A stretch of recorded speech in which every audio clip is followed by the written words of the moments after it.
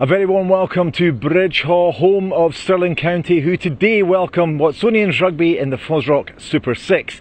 It was announced earlier this week that the final of this competition will take place on the 17th of October at Edinburgh's new Dam Health Stadium. But which two teams will be battling it out for the trophy? All will be revealed over the next couple of weeks. County have been a real Jekyll and Hyde team so far this season, often keeping themselves in contention, but all too often falling short at the final hurdle. A bonus point win today will go a long way of determining whether Ben Cairns' side will be mixing it with the big boys next month. Alongside Southern Knights, Watsonians have been the trailblazers of the Super6 in the early stages, but recent defeats have seen Ayrshire Bulls climb above them in the league. They can't afford any more slip-ups if they want to make it to next month's final. We're getting towards the business end of the competition and both sides need a win in our feature match on FreeSports this afternoon. It's coming live from Bridgehaugh, Stirling County versus Watsonians Rugby, kick-off at 1:30. Yeah, it's good to have you with us here at Bridgehaugh. Some would say the prettiest rugby ground in the country. Our guest John Dalziel, the Scotland forwards coach, I'm sure would argue. You played at Melrose, of course, yeah. And you think it's a bonnier ground than this, don't you? I do, a little bit. It's very close, isn't it? Now, two beautiful settings in the background and a very famous one here today. Absolutely, and a beautiful day for rugby as well. Lots of sun around, not a lot of wind. This should be good. Both teams really need to win this. They do, yeah, and obviously both have different agendas. Obviously Watsonians had a couple of poorer performances the last 2 or 3 weeks, and they'll be looking to get back on track. But Stirling last home game as well, they'll be motivated and they've been very, very strong here.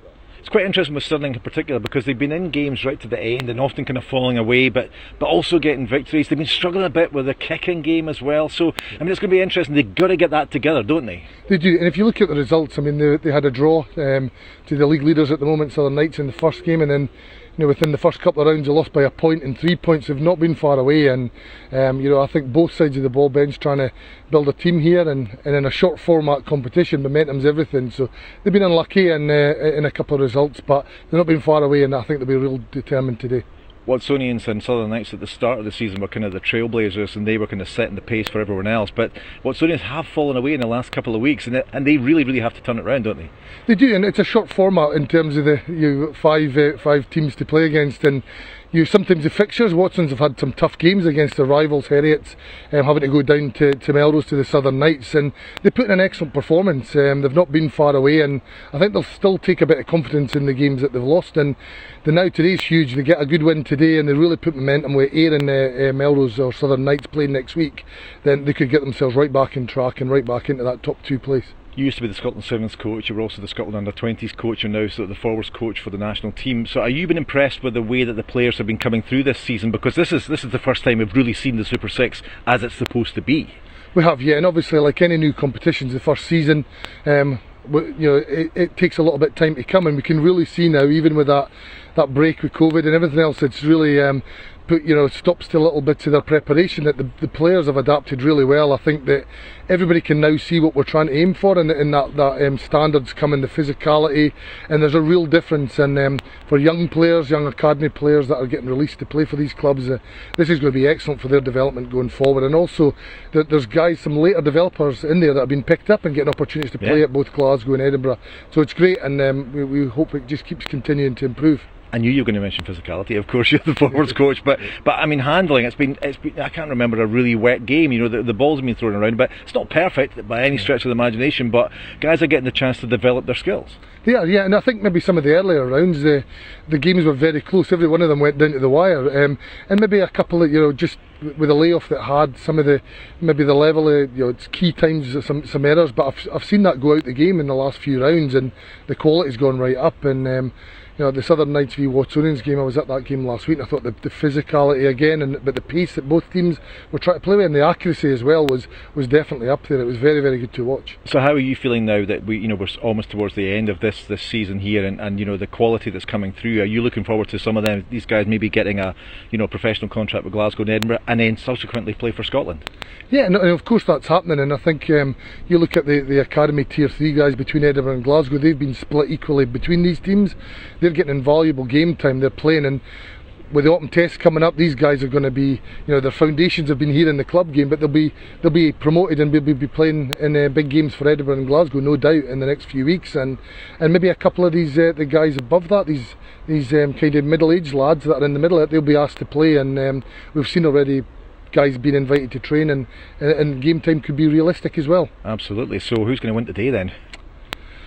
It's a close one. It was always a tough place to come when you played up to Bridge Hall, and I know that they'll be very determined in the last home game. But I think Watsonians as well. They've got real quality as well, and as I said, I think they'll take positives out of their little blip, and they know that this could be a huge win. So I'm going to go for Watsonians. But I fell into that trap as a player coming here and thinking that team will win, and Stirling will play a part in it, but Watsons really need to win today. Okie dokie, it's a hugely important game for both sides. Let's hear from the coaches ahead of this one. Ben, a hugely important game for Stirling County this afternoon, and you're at home as well. You must be really looking forward to this one. Yeah, we are. We've talked about the importance of the game. Our last guaranteed home match. We want to make it a special one. Third v fourth, all to play for. So yeah, really excited. And a bonus point win can get you up to the business end of the table as well. That's right. Yeah, I mean we'll concentrate on the win first. But yeah, that bonus point would be lovely if we can do it and jump above Watsonians potentially in the table. And you'll know, of course, Watsonians have had a couple of poor performances and poor results as well. So they'll be coming here looking to get something from you guys. Yeah, yeah, you're right. And I think with the way the other results have gone this weekend, they need that win as well to keep the pressure on the top two. So we know it's a massive game for them. It's a massive game all round, and yeah, we can't wait for it. It's an incredible series, isn't it? Because there's only 6 teams in it. You're playing each other again and again. It comes around very quickly. But all it needs is a decent performance and a decent win, and you're back up the table as well. Yeah, I mean it fluctuates so much, and then it's also looking at who's still got to play who in the last couple of rounds. So yeah, it's all to play for still. All we can do is concentrate on our own performances. Make sure we put in winning performances, and then see where that takes us at the end of the day. And let's talk about the changes, because I know you in particular had to go deep into your squad, like many of the coaches actually. But you've made a few changes for today. What's the thinking behind them? Yeah, there's a couple of guys back available. Max Williamson comes in onto the bench, released from Glasgow, so he'll make a big difference to us. Adam Wood back in it, starting at loose head, first game back for us this season, so looking to see what he can do from the start of the game, and just trying to give guys an opportunity really, and pick on form, and that's what we've done, and we'll see how they go today. And interestingly, as we all arrived today, it was pretty benign conditions. Sun was out, but actually there's a bit of wind around at this end of the ground as well, so maybe your kickers are going to have to take that into consideration. Yeah, I've just done a team talk telling the boys that I don't think the wind's going to play that big a factor. Then I've walked down this side of the ground and it will play a factor, so I'll do a walk around the ground with the kickers, get their opinions, and we'll formulate a plan. Okay, good luck today. Thank you. I don't know about you, I'm really looking forward to this game. It's a lovely day, and you guys have to win, and Stirling have to win as well, so it should be a great game. Yes, a lot at stake for today. We're hoping the rain stays off. It was predicted to be a bit wet today, so it's good to see it's nice and dry. But yes, like you said, a big game, a lot at stake for both teams, and both teams need the win. How have preparations gone this week? I think it's been good for us. We've had a slightly longer prep because we played Friday last week, so it's given us an extra day probably to prepare, and I think we've made the most of that, and the guys have trained well. And have they bounced back from the recent performances and results as well? Because that must have been pretty frustrating for you. Yeah, listen, we haven't been as consistent as we wanted to be in our performances, but you've got to give credit to the other Super 6 teams. There's very, very tough games, very close, amongst the 6 teams, so we know we'll have to be at our best today if we want to get the result. Yeah, let's talk about the Super 6, because I'm really enjoying kind of coming along to the games, and the quality is a real step up from the Premiership, and the physicality and the skill levels are pretty high. What are you thinking? Yeah, I think a couple of things. I think there's definitely been a step up in intensity and quality from the first season. I also think because there's just a top 2 playoff and everyone's vying for that, it kind of puts the pressure on every single game. There's not a semi-final to a final, so everyone knows every game counts, and there's no easy games. It almost feels as if it's like for you now, because of the last 2 results, it's like it's finals every week. Yeah, it is. No, it is. And I think the strength and depth of the squad's also really important. It's been quite an attritional league, so I'd say all the teams have picked up injuries at some point, and that squad depth is really tested now towards the back end of the competition, and it's a true test, and I think the team that ends up on top at the end of it is going to be the best team, Absolutely. And let's talk about some of the changes you made. Are they changes because of injuries and because of lack of availability, or are there particular tactical changes you made today? And we're missing a couple of boys for the night's game, so Joey Reynolds comes back in. He was ill, he was not available. Sam Daly the same. We've rotated our front row, which we tend to do relatively consistently across the board, and then our backline's the same starting backline as last week. So there's a bit of change, but also much the same as last week. And Stirling County obviously love playing at home. They know this is their last home game guaranteed in the league, so they'll be up for it today as well.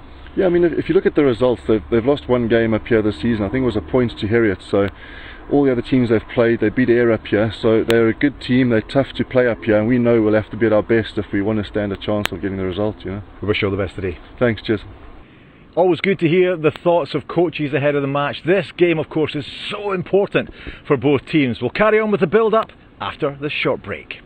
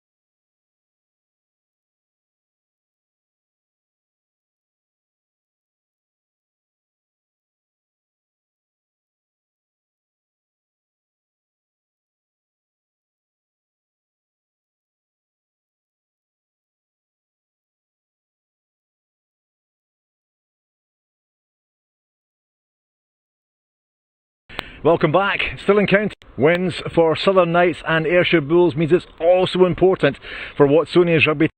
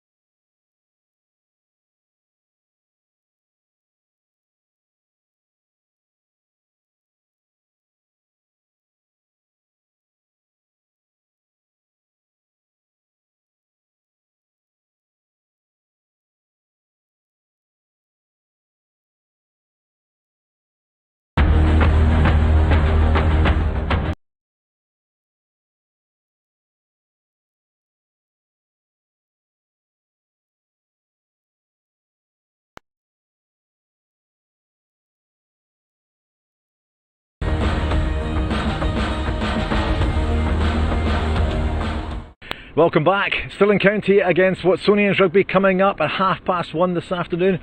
But before that, let's take a look back at some of the FOSROC Super 6 matches from this weekend, starting with an extraordinary game on Friday night between Southern Knights and Heriots Rugby. Good evening from the Greenyards, where FOSROC Super 6 Week 8 gets underway here, with Heriots making the journey down from Edinburgh to face table-topping Southern Knights. Resetting the lines. Jones plays it through the hands of Cameron Scott. It's going to pop back up on the Heriots side, but it bounces the way of Alan Ferry. Ferry is stopped short and then reaches out and gets the score. Well, Heriots thought they'd invoked a turnover, but somehow Alan Ferry managed to get himself free onto the ball. Alex Ball digging around for it, and then dropped it backwards, and then finds a little gap. Ball going for the post, he's trying to come across. What a sensational score from the scrum half. What a start to the FOSROC Super 6 Week 8. 2 tries inside 4 minutes, and what a response from the Capital Club.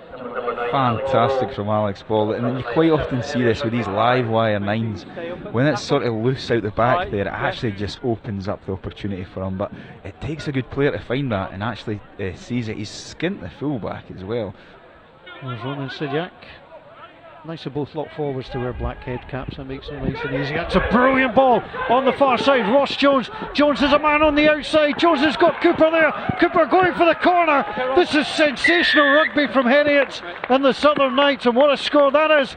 We'll play it back. Marshall is there. We'll play it into Chamberlain. Chamberlain spots the gap, goes himself, and the referee looks. Is he going to give it? He has a look and has given it. Jones has it. Jones gets it in field. First time we've really seen Andrew Mitchell on the ball. Mitchell, he's done brilliantly. He's taken down by Chamberlain. 5 metres short. Jones gets it across, going through his Baggett. And the Southern Knights managed to cut Heriots apart there. Lovely little quick pass across, and Jason Baggett goes in for the try.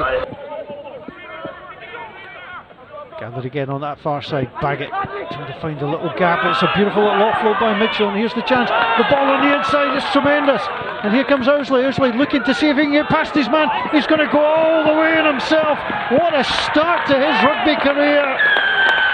That's outrageous from Freddie Owsley, and he gets mobbed by his teammates. He gets mobbed by the replacements. That is a touch of genius to which Heriots had no answer. But they're going to run it here on the advantage and trying to break through. Here comes the offload, and it's a brilliant piece of play from Callum Young. Can they catch him? Callum Young is going to secure the bonus point try for Heriots, and what another brilliant score it is at the Greenyards.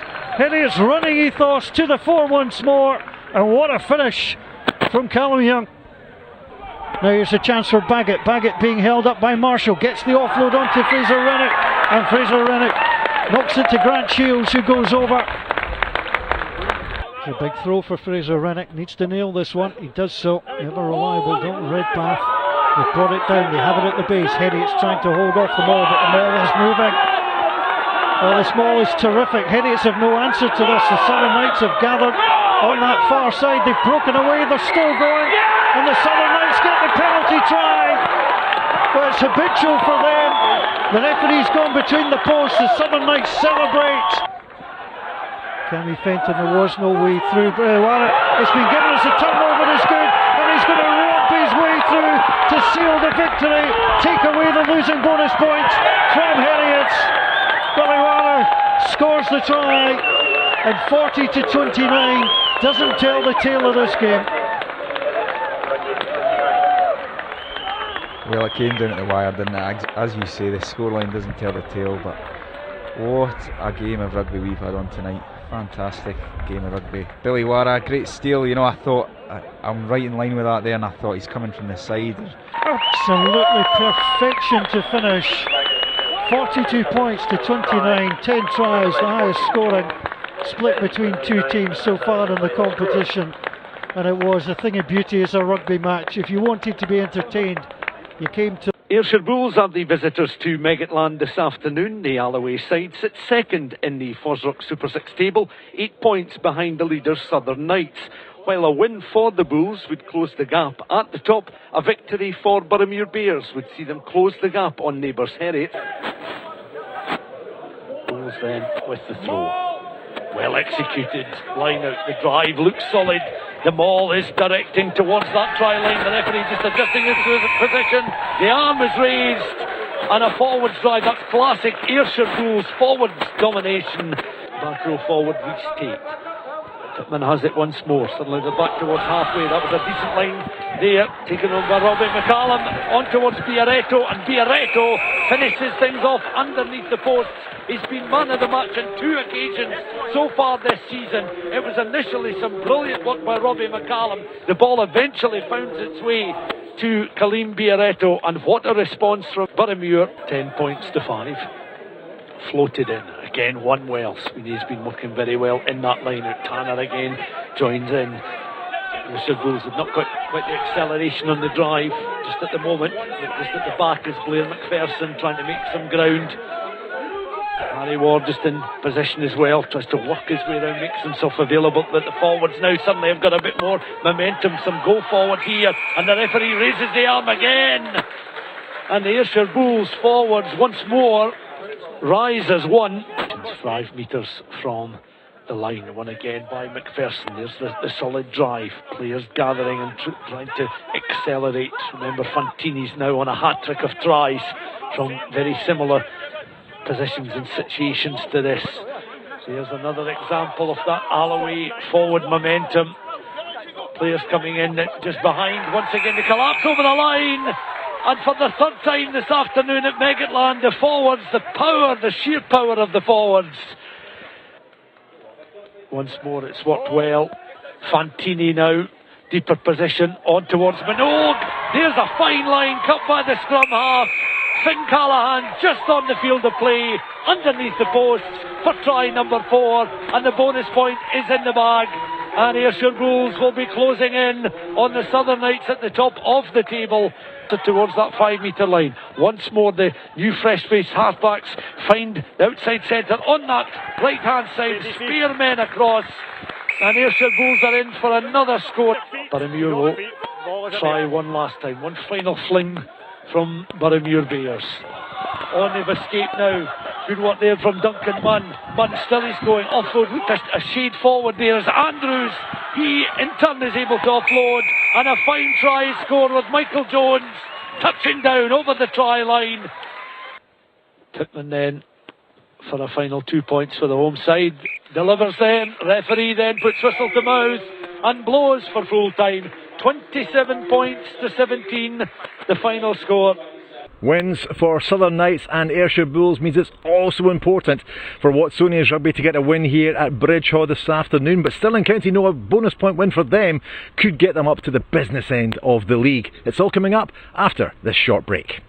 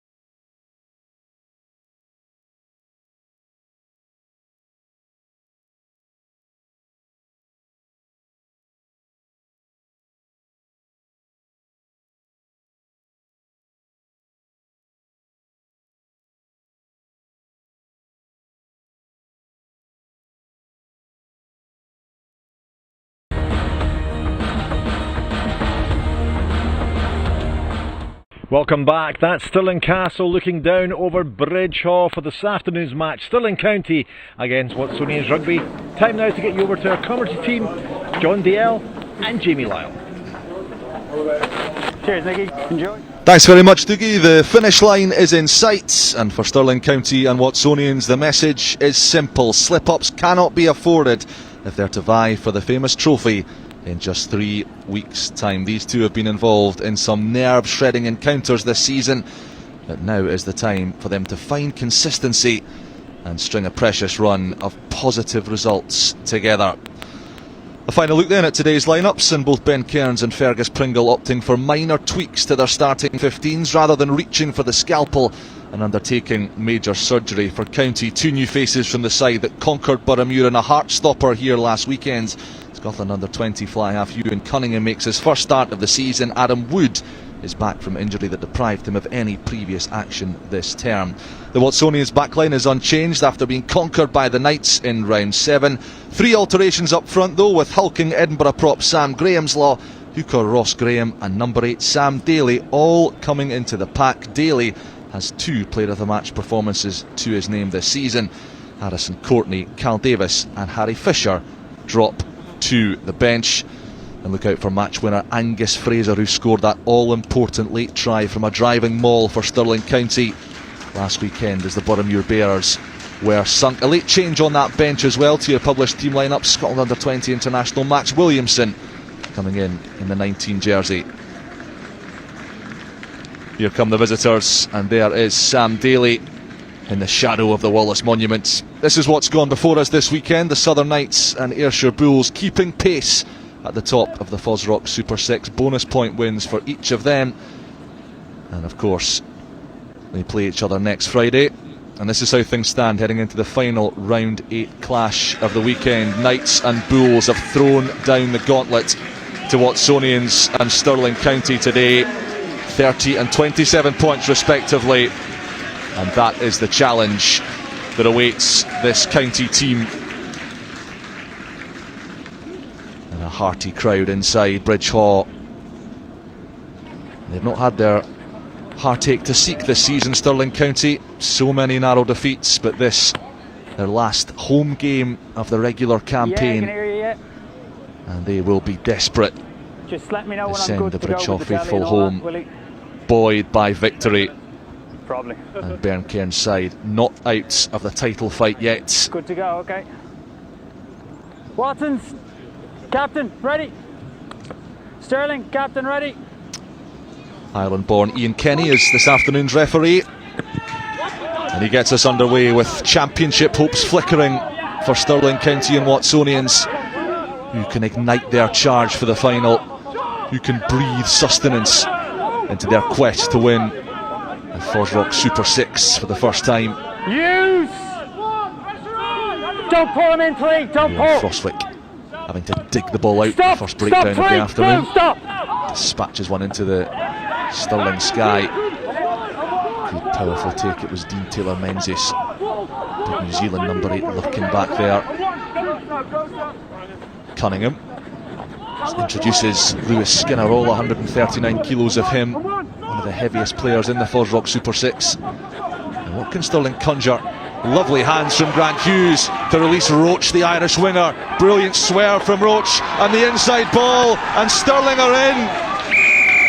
That is what Stirling County are all about.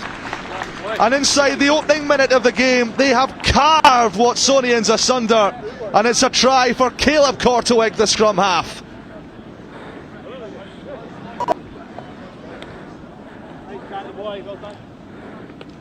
Well, John, let's take another look at this magnificent try. We saw Stirling do this twice last weekend. Talk us through this. Really important first involvement here by Dean Taylor Menzies to start with. Really important to take that kick under a bit of pressure and just retain ball really well in the middle of the field. And another player, Grant Hughes, with experience, age grade and around professional rugby, had a great first carry there and a great offload to set Stirling on their way.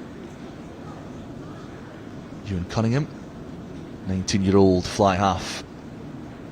First shot at goal of the season for him. And he's dispatched it straight down the middle. 7-0 Stirling leads, 2 minutes gone, and that is the dream start. Ben Cairns just looking for the win first and foremost, but of course a bonus point victory, early though it may be, would be such a boon for County.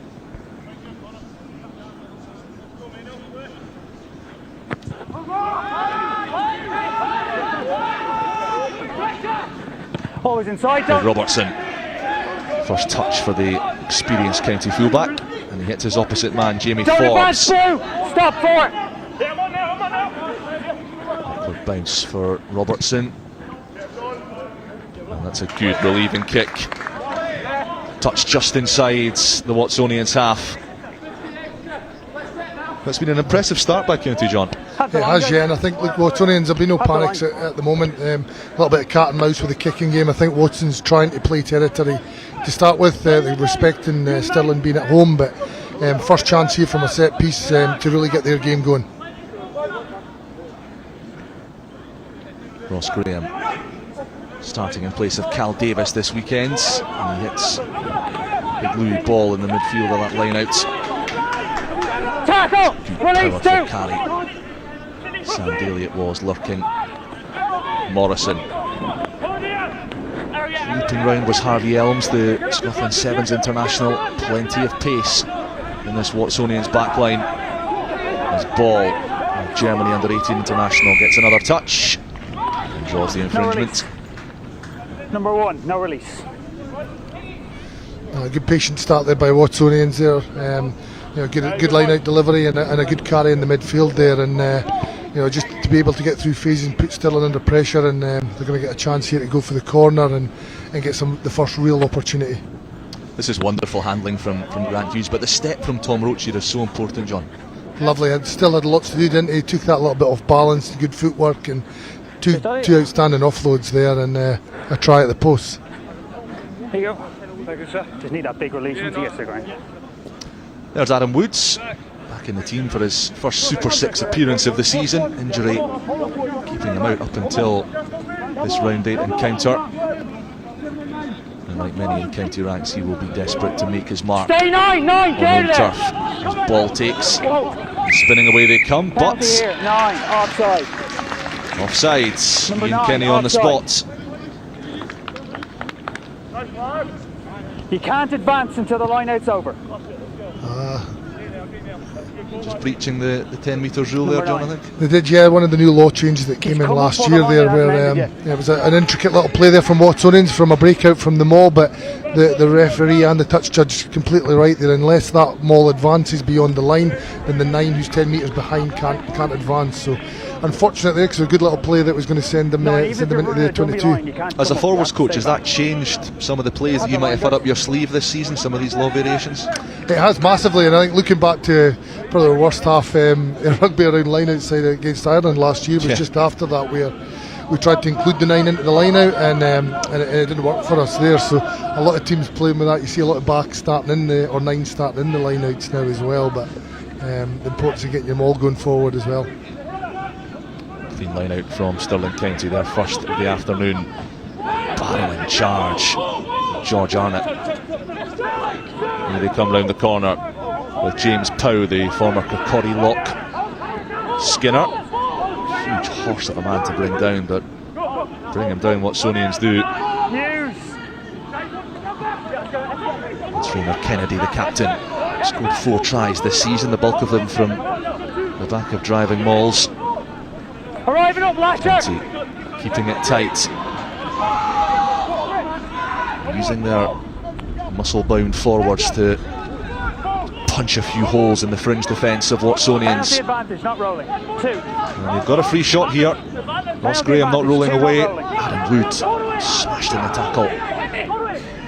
Here they come again. Korteweg with the ambitious kick to nothing. And back they will come for the penalty. Just here. 2, not rolling. Just added on that very good start there for Stirling County. Second chance to apply a bit of pressure, just going through the phases, and Rainer Kennedy, a very experienced player there, had a great first carry off that line out, and was involved heavily there as well. So Watsonians need to watch in terms of the discipline, that they don't get too far behind and give themselves too much to do at the start of the game here. Well, having played a big part in winning the penalty, Raynor Kennedy has pointed to the sticks. Yeah, just where you are. And a second opportunity for young Ewan Cunningham to get his eye in. Very promising young fly half in for Andrew Gowdy this weekend. It's a very blustery afternoon here, I should say, at Bridgeshaw, as my commentary notes nearly depart from the bench. And through she goes again from Cunningham. 2 forays into the Watsonians 22. 2 successful ventures for Stirling County, and they lead by 10-0 early in this contest.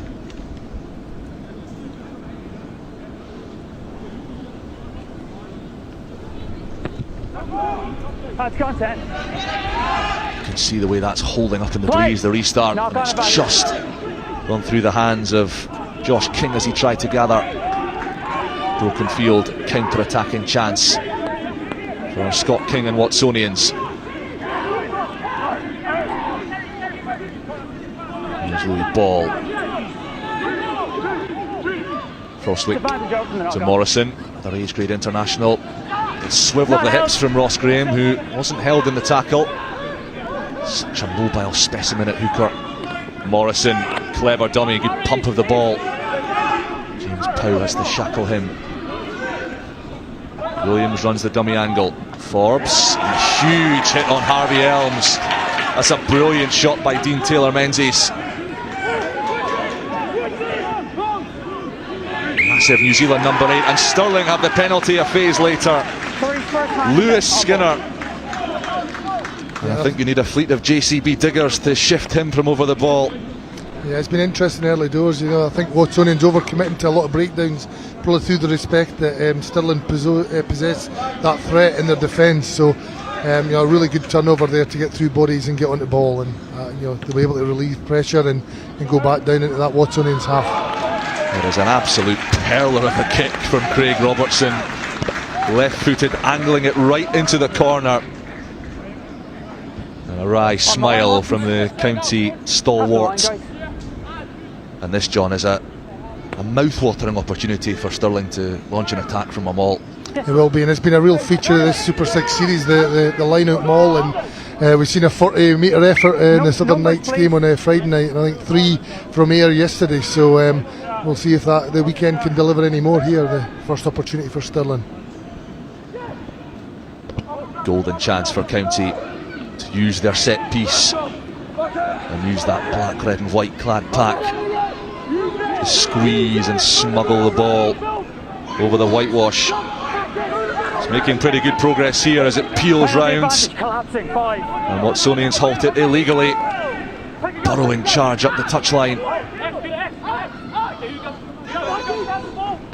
Korteweg waits, he's trying to leave it to Lewis Skinner, who goes on a little rumble himself in field. Hard carry from Taylor-Menzies. Good fringe defence from Watsonians so far. Can they hold out? Sterling trusting their forwards, trusting their big bruisers to try and get this ball across the whitewash, inching ever closer. Korteweg whips it blind, and it's gone through the hands, and back we will come for the penalty. And then we have a penalty here for offside. What would you like? Such a hard part of the field to defend now. The referee's focus is always on the defensive side, and you know, very close to a really good outcome for Watsonians around the maul defence. But sometimes, you know, that best practice is real on the borderline of being indisciplined, and they'll give them a second opportunity to come at the line. We're both trying to do our job. No, you were through the middle and then you collapsed. I'm talking when you were shouting at me there. We're both just trying to do our job. Ian Kenny just having a stern word with a couple of the Watsonians forwards there, making sure everybody knows who the boss is on the rugby pitch. Here we go again. Round 2. Kennedy to throw. Watsonians choose not to contest, and you can understand why. Get the shunt in early. And Stirling have one chance now to make something of this. It's got to come out now. And come out it does, and round the fringes they go. Sneaky little carry, I think, from Taylor Menzies. Driving forward went Connor Gordon. Now flipping round the Stirling players at great speed, working their way in field. Taylor Menzies again trying to stretch. Korteweg, Cunningham tries to dance beyond his opposite number, Morrison. Morrison has the measure of him. Player in the way. Stay. Adam Woods is all on his own. Hit hard. Korteweg. Hughes is lurking. Bumps off one, gets the hands free again. The offload goes to hand at the second time of asking, and Arnott stretches and scores. Velvet handling from the county backs and forwards and in perfect unison, and they have their second try in the corner, and they are dominating this Super 6 clash. Yeah, some really good defence here around them all by Watsonians. I thought they'd done enough to hold them out, and then, you know, into their phase play as well. They seem to be driving Stirling back, but everything that Stirling are trying at the moment to play that expansive game, the offloads are sticking at the moment, and the old magic of the bouncing ball off the pass there puts Stirling in for another score in the corner. How important is variety in your play at that point, John? When you've bashed away with the forwards, when you've tried to keep it tight, and then suddenly you ask the defence a different question? I think it's just that balance. We've seen both there, didn't we? We've seen how much pressure the defence are under there, so the tight phases, the maul pressure, give them that second opportunity there. But I thought, you know, they mixed that up a lot better after being initially denied from the maul. They used the phases well to open the game up, and when they were able to have that return to play, create space in the corner. So good mixing up of the game there by Stirling. Yeah, Ewan Cunningham just pulling the touchline conversion wide, but it is such a commanding lead, more than a point a minute at the moment. 2 tries in the bag for Stirling County. And George Arnott, great feat from the big flanker as well to get himself in at the corner here. He had a little bit to do, didn't he, and to use a bit of footwork in that inside fend, and just had enough to squeeze into the corner, and a great try. Jamie Forbes hasn't had much to do besides kick receipt so far. He's dropped one on big tail Menzies. Cunningham, and he's measured that very nicely indeed. Well, the flag went up on the far side and then it was withdrawn swiftly. Watsonians keeping it in. Taylor Menzies momentarily bamboozled by the bouncing ball, and he hasn't got enough head of steam to escape Mark Morrison. Korteweg. Here's Arnott once more. Such a rangy customer, George Arnott. All arms and legs and big strides. And again, the left instep of Robertson is the preferred weapon of choice. Here's Harvey Elms. He can go, and there was that change of pace from the 7 specialist. And away to Lewis Berg. Frostwick. Graham. Bounced off one. Stirling County have a man injured on this near side. It's Rayner Kennedy, the captain, and momentarily defending with 14. Morrison, neat inside ball. Elms popping up all over the place looking for work. Quick ball for Watsonians. Forbes shovels it out wide. Roman McPherson unable to make much headway. Williams, another New Zealand born. Here's Morrison, challenging that gain line, asking questions of the forwards. Frostwick, there are holes appearing all over the place in the Stirling defence. Frostwick stabs it through, and with 4 men outside him, you wonder if he'd have been better keeping the ball in hand. Yeah, good build-up play from Watsonians. It's the first real opportunity they've had to get through phases, and you know, Harvey Elms, you mentioned him a few times there, an excellent player with a lot of sevens experience. Really finding his feet in Super 6 now, and you know, 3 or 4 really key involvements there, and Watsonians will be looking to put pressure on this exit now and try and keep in this position and get back on the scoreboard. Yeah, there is rather excited looking Rowan Frostwick. Second start of the season, 3rd in total for the Super 6 side. He was one of 4 players in the Watsonians 23 today who were coached by Ben Cairns at Curry a couple of seasons ago. And of course he and Fergus Pringle, former teammates with Edinburgh Rugby, the professional side.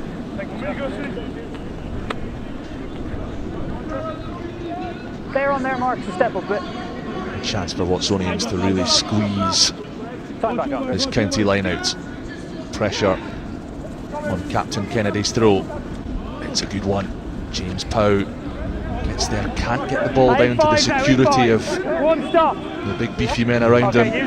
Clever work there by Sam Daly, just getting into that seam early and stopping the delivery. So we're able to get no meters and it's an exit. Watsonians have a line out now in a prime position. Yeah, Sam Daly's been such an impressive performer. He was unlucky to miss last weekend's match through injury, and he's back in place of Harry Fisher.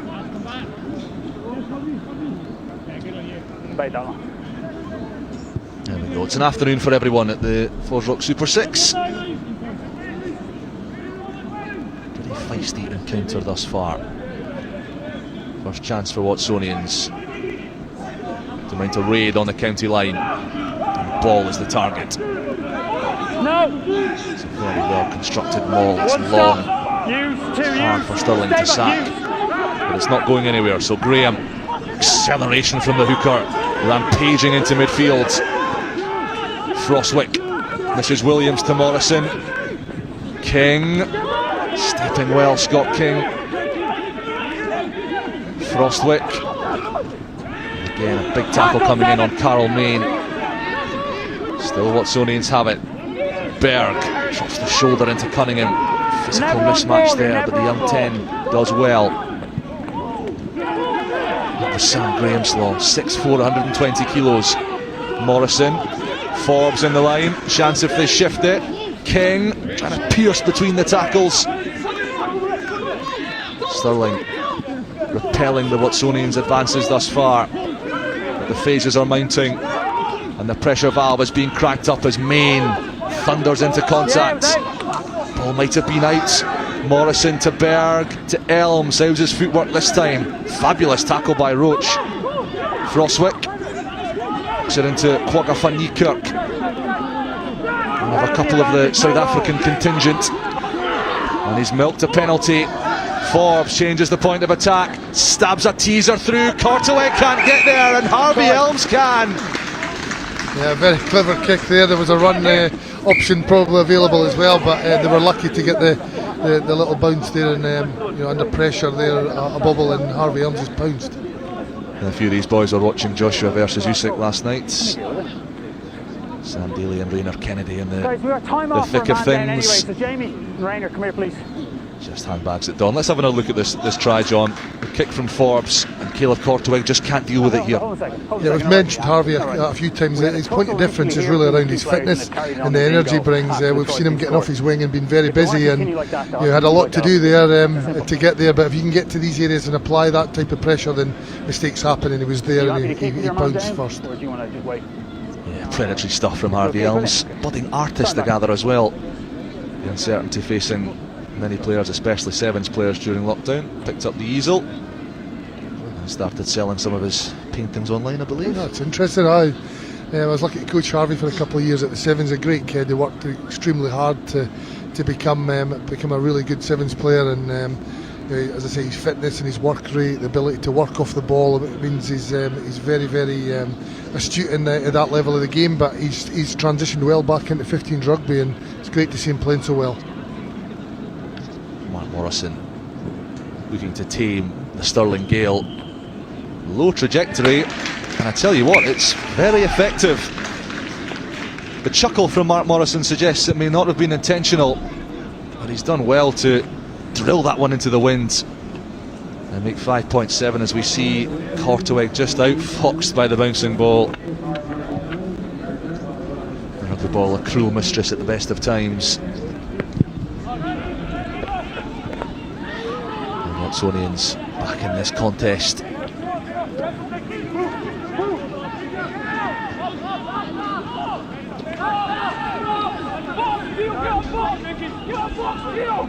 No, Tree, don't pull. Having scored the try, you can't collapse the rope. Fergus Pringle's men will try to just make a clean exit from the 22.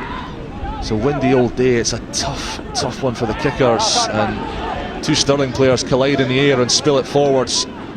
Broken field opportunity for Watsonians, and King wide they come through Forbes. And he's met very hard by Archie Russell. He's yet to do a great deal of carrying, but he is a real fulcrum for this county side. Main.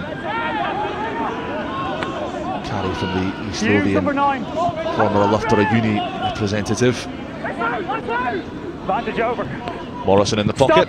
You're good now. You're good now. He's going to test Craig Robertson. Oh, he's taken that so well. And he gets the pass away too to Archie Russell. Korteweg. Cunningham's got to be careful. He's not been careful. Taken by Loman McPherson.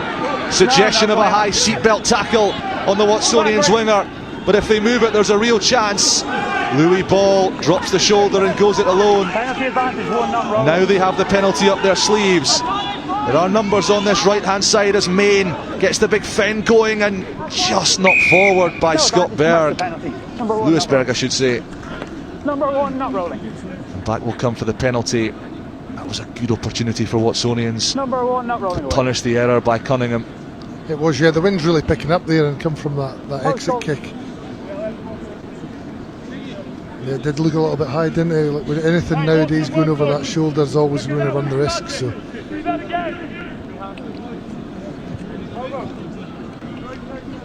Yeah, there's James Pow, who was the guilty party at that breakdown. And Mark Morrison, 2 minutes after lining up the conversion attempt, has another chance to get his side back within a score.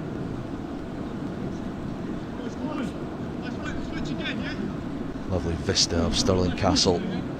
Such a beautiful ground, beautiful setting for a game of rugby. Bridge Haugh. Mark Morrison momentarily obscured by Lewis Skinner's bulk. And he's drilled it straight through the middle. 3 more points for Watsonians. And in the last couple of minutes there's been a serious momentum shift in this game. Yeah, no, you have to stay on your feet. It took Watsonians a few minutes to get themselves into the game there, but they really have sparked to life. And I think Stirling clearly trying to slow down the pace of their game by committing some numbers to the breakdown, and it's going against them a little bit at the moment, and it's making them a little bit narrow in defence. So I think they just need to pick their moments and be able to reset a couple and keep their width defensively. Sam Daly, the kick receipt in the charge. It's been a colossal presence for Watsonians this season. Had a heck of a time of things too. Nerve damage a couple of years ago.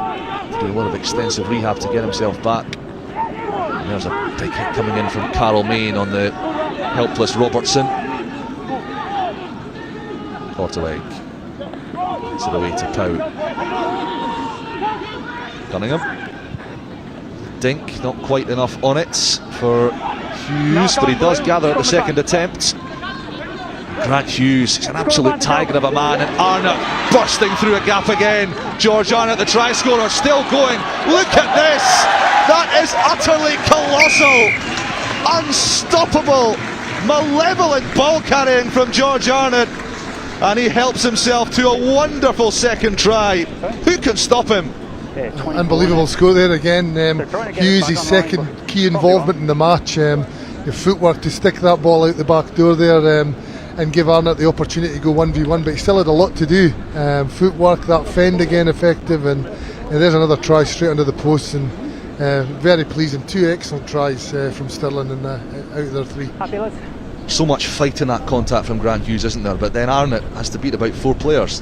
It was really interesting watching them warming up. Eddie Pollock, the forwards coach, had them fending at the post and doing a bit of footwork. So I think Eddie will be taking, Eddie renowned for being very fleet-footed. Will be taking the credit for that one. George Arnott's playing his way into an Alton Test call-up at this rate, John. I've been really impressed with him. Outstanding. He's a big lad, and he's really putting his physical presence around the park today. Another successful conversion for Ewan Cunningham. And just as Watsonians gained a foothold in this game, Stirling County strike back, and strike back with aplomb through their towering blindside flanker. Let's admire this once more. 4 players left trailing in its wake. Good ability to transfer the ball there and use that inside arm. Taylor Menzies takes the restarts for County. Angus Williams, his fellow New Zealander in the welcoming committee. And it's a good counter ruck from Watsonians. County off their feet. Yeah, just another little breakdown infringement there. I think in the early part of the game that the balance right, they were picking their battles, and they had a couple of good turnovers, but they've got the wrong side of the referee, and they just need to clean that area up a little bit. Cheese on, shot call, shot call. No, you're over here. You're here. Sam Graham's-Law, who is just a massive human being, came through the Leicester Tigers academy system, was then brought up here as one of the Scottish qualified exiles. Played a few games for Edinburgh in the last season or two. And here's another exile, Mark Morrison, lining up another shot at goal. Frustrating for the Stirling County coaches to offer up this chance so soon after scoring.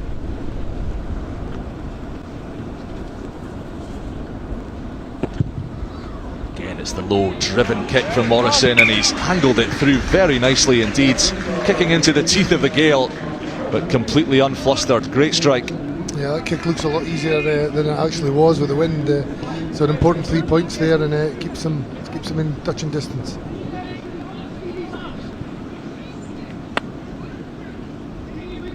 There's the bulk of Lewis Skinner.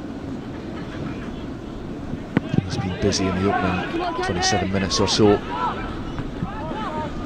Daly takes another restart. Fights so hard on contact, Sam Daly. Had a couple of years in the Championship with Plymouth Albion. No, you're pinning him in. You're pinning him in, Watsons. Use now. It's a painfully slow ball for Frostwick as he just makes sure he's got the adequate protection for the kick. Taylor Menzies met by Main, but it's a lovely clean take from the New Zealander. Korteweg, Wood, Robertson evades the clutches of Louis Ball very nicely. Korteweg once more to James Pow as the ball knocked from his grasp by Ball, his opposite man. Some massive hits coming in these tight exchanges.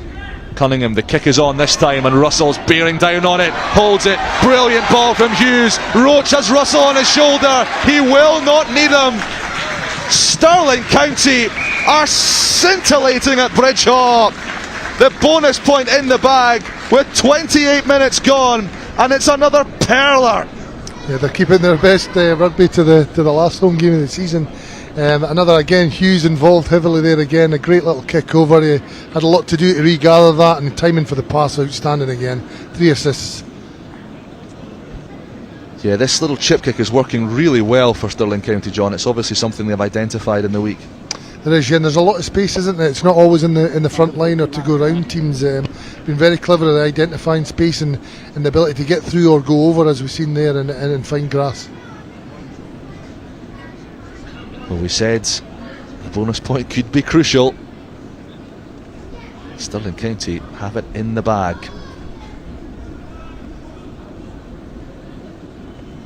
Ewan Cunningham. The stretch, the home leads. And stretch it he does. Confident strike from the teenager.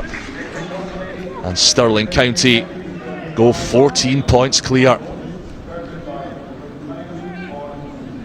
Lovely weight on this chip, John. Lovely by Ewan Cunningham in his first start. Not an easy skill to do, to put that and have it bounce up. So Grant Hughes on hand, and yeah, great try again.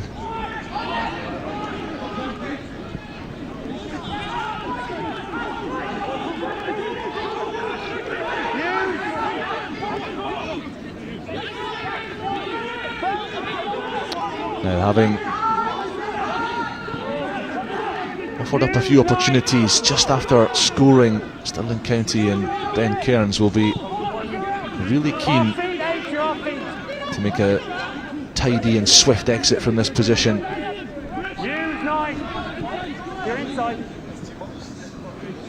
Korteweg goes to the skies, and he's made decent yardage with that box kick. Wind at his back. And a good 20-30 metres downfield. You see the difference in the two exit strategies from both teams.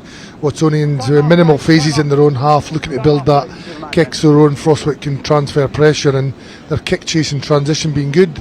And they're still a little bit untidy, a little bit more phases than needed, and then the outcome is that they've given Watsonians an attacking line out on the 10-metre line.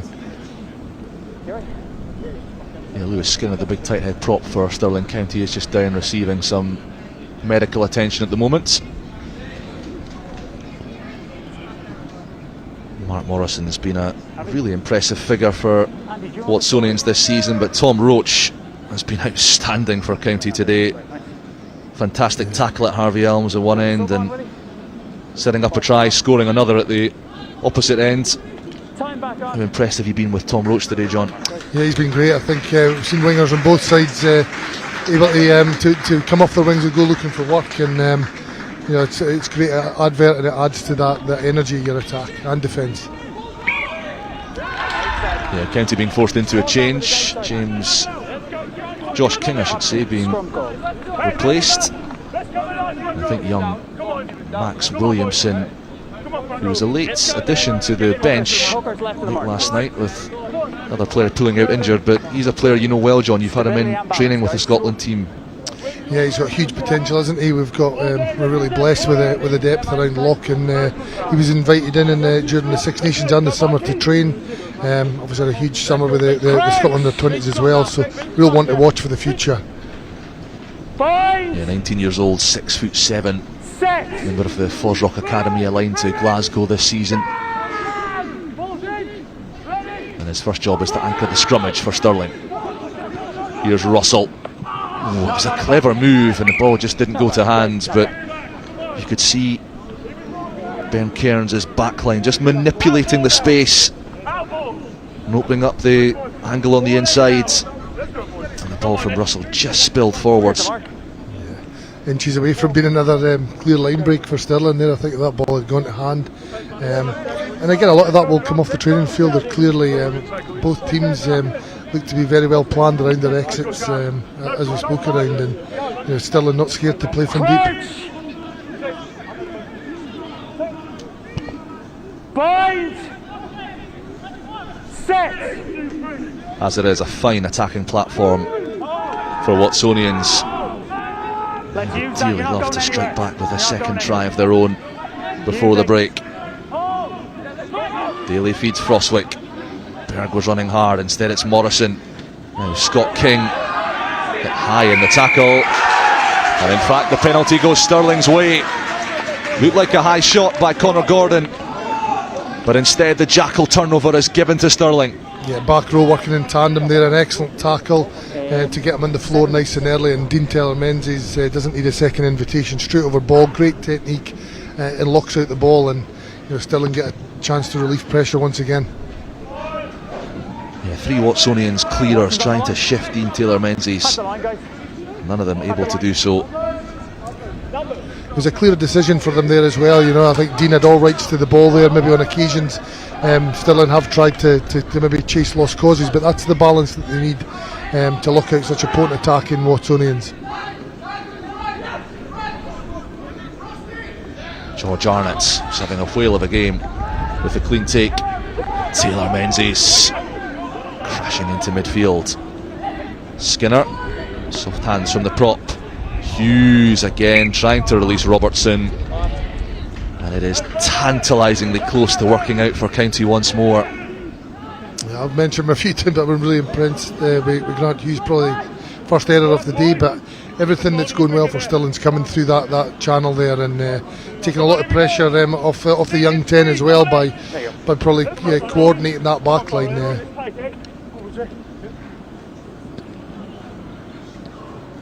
He's a very experienced campaigner, Grant Hughes. Actually started a game at scrum half earlier in the season for Stirling County, I beg your pardon. You've not had their injury problems to seek. And he has been at the heart of everything that's been good about County this first half. No, you're not going anywhere, you. Another chance for Watsonians. King Morrison shifts it wide to Forbes, running the arc, and Elms 1v1 with Robertson. Robertson does just enough, and then Hughes again just sends Harvey Elms halfway back to Edinburgh. Main, Van Niekerk, former Golden Lions youngster, as is this man Morrison. Suspicion of a forward pass to Graham's Law. Not so much a suspicion as a very definite forward pass, and it is more frustration for the visitors. There is yet some excellent play by Harvey Elms there to keep the ball in play, but I think we've got two Grant Hughes on the field at the moment. We just talked him up in terms of his involvements in attack, and he's like Superman to get the opposite end of the field to have a try-saving tackle. Thanks, Steve. It's just not happening 4.5 for Watsonians at the moment. 4.5 Sam left. Graham's Law was heading for the uprights. And that pass just been angled a little backwards. Close enough. And Jamie Forbes feeling the effects of big hit coming in, I think, from his opposite man, Craig Robertson. Okay, Jamie. Just after Sure you're okay, go on. Grant Hughes dumped Harvey Elms on his backside. Sorry, guys. Another one of the club stalwarts on show today. Scotland Club International Jamie Forbes went to school at George Watson's and is If it wasn't on telly, I in could, fact yeah. now back teaching there as a member of the PE staff. Just wait till captain gets Sam back. Graham's Law, John, can I ask you about him? He's a massively powerful young man. Has he got a big future potentially in the pro game? Oh, 100%. I think as a physical specimen, what a shape to be in, to be a loose head prop, and he's we've seen there, like, at the time of the pass there, his ability to carry ball. This is where Super6 is so invaluable for these young players to get this exposure to regular rugby, and you know, by all reports he's taken the experience of playing here, and then he's training with Edinburgh to kick on, and another big future ahead. Set. Yeah, his father and uncle played representative rugby in Scotland, which is where his Scottish eligibility comes from. And once more, that left boot of Craig Robertson, but this time it is Waywards from the fullback. Just outside the 22. Lashes it out on the full. It's a big error, and you can see that just Half the line, Stirling. encouraging the Watsonians non-playing members beside us. Yeah, no, Watsonians, you know, with 5 minutes to go or just under to half time, really important. Still have opened the door again for them to give them an opportunity on the edge of their 22 to launch another attack.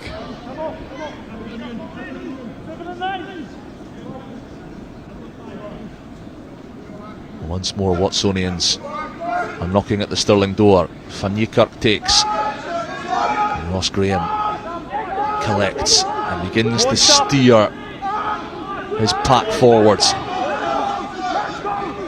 inch by inch, step by painstaking step. Max Williamson and George Arnott both trying to infiltrate things. Graham is going it alone. No 7 ruck storms. Frostwick impeded at the base. No penalty coming. Van Niekerk shifts it to Daly, who gets that big thing going. Sam Daly. Grant Hughes is over the ball. You're never on ball. You're never Still it's there for Watsonians. Morrison to Lewis Berg, who just puts the afterburners on and skips his way under the posts. And that is a massive try for Watsonians. They've been on the ropes for long spells, but right on half time they have struck back with another score. Yeah, really important time for Watsonians to get themselves back in the game, and we've not mentioned him, but I thought I've been really impressed with Ross Graham. I've followed his career for many years, coached him under 20s, and through a couple of injuries that he's been hampered, could have been a different story for him. He was an outstanding player, and it's great to see him being involved in a really important carry there off the back of that maul. I thought Arnott had done a good job to get through there and get into a nice offside position and stop them all, but Ross Graham took them on the front foot, and a great try there, and Lewis Berg going in at a key time. It's quite a specimen at outside centre, Lewis Berg. Another George Watson's pupil. Had a stint in New Zealand and played rugby for Northumbria University as well. That's a wonderful finish from him, as Mark Morrison adds the extras from pretty much straight in front. And the gap is narrowed to 9 points. I've had a word.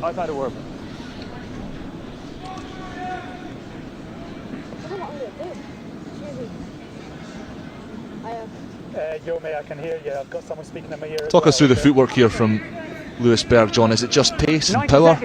No, we've seen a couple of really top individual tries. He still had a lot to do there, a couple of defenders to beat, but ball in two hands, good balance with his feet, and when you've got the ball in two hands, it's a lot harder for the defence to make a read on what's going to happen, and he took that try very well there, Lewis Berg.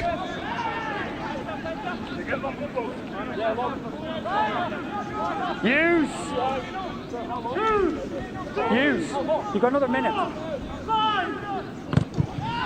Oh, the charge down there from Max Williamson, putting pressure on Rowan Frostwick at the base, all 6'7" of him. Louis Ball salvages things for Watsonians. Hughes. Come on, Hughes. Into the final minutes of the first half. We've got another 45 seconds. And you wonder if Watsonians will just run the clock down with a few phases here. But in fact, Frostwick is shaping to kick with 30 or so seconds left. Taylor Menzies lurking in the backfield, safe under the high ball as ever, but driven into touch. Good kick chase from Watsonians, and they will have one last chance. Well, in fact, they won't. Well, Ian Kenny doesn't like something he's heard here. Sorry, I'm not pointing at you guys. Sorry, just the captain.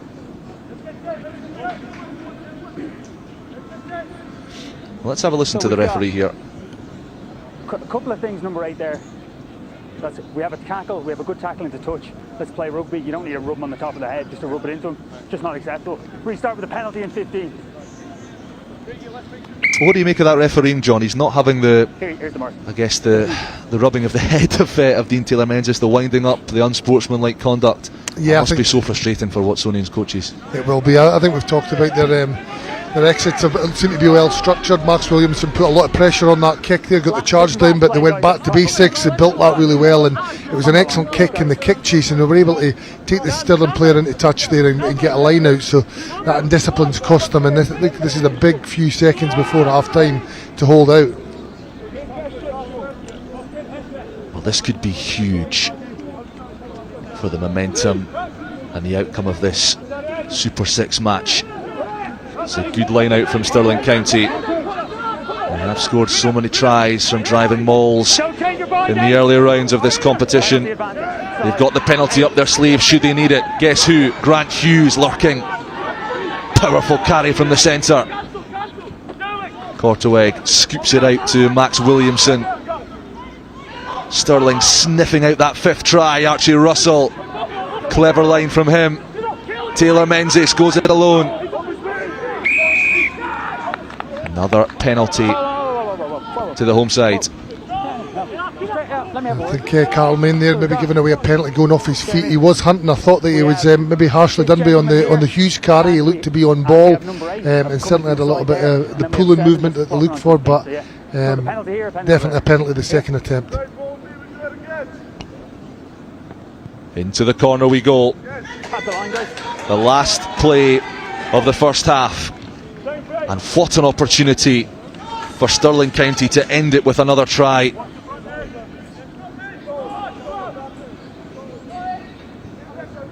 What would you do here, John? I think they're going to do one thing, and that's they're going to go for the maul to start with. Watsons have defended that maul pretty well on the last 2 occasions, but how long can they hold out? Well, there's a couple of backs lending their modest physiques to that driving maul, but they've lost it in contact. Another penalty though. It's an interesting decision that there. I thought Carl had come through the maul there, but it's lifting a leg. That's a yellow card. Yeah, and a sin bin as well for Sam Daly. Dangerous play in the Watsonians back row. Just hooked the leg inside that maul. They did, yeah, and he wasn't really in a position to affect it. I thought Carl Main had done really well to get through. He actually dislodged the ball, but just a little bit of indiscipline, unneeded stuff, lifting legs, shaking heads that are really going against Watsonians. Fergus Pringle wants Lewis Berg to go and join in with the forwards here. He hasn't heard his coach. So on we go. The depowered Watsonians pack down a man. are they about to be down another try? Stirling piling towards the line and scoring. Just the end to the first half that Stirling County and Ben Cairns would have craved. And it is the captain, it's Rayner Kennedy, who plunders his 5th try of the Super 6 campaign and extends the home lead right on the interval mark. Yeah, great first half there from Stirling, and a great way to finish the half. I thought the forwards they've huffed and puffed all day at that, and it's only a matter of time, and you keep getting opportunity after an opportunity, that inevitably the quality of that Stirling maul is going to pay dividends, and it has done there. Well, they were knocking at the door twice, thrice, and eventually Rayner Kennedy batters through it. A well constructed maul, and the captain anchoring at the tail, burrowing over. Tricky one this for Ewan Cunningham, and he's just hooked it ever so slightly, but in the grand scheme of things it may not matter. Fantastic first half of rugby at Bridgehaw. 7 tries already in just 40 minutes. It's been a blistering encounter, but it is Stirling County with a try bonus point in the bag who have wedged themselves firmly in the driver's seat. The title hopes are not done yet. The half-time score at Bridgehaw: Stirling County 34, Watsonians 20. And then standing back up to reload to get onto the ball.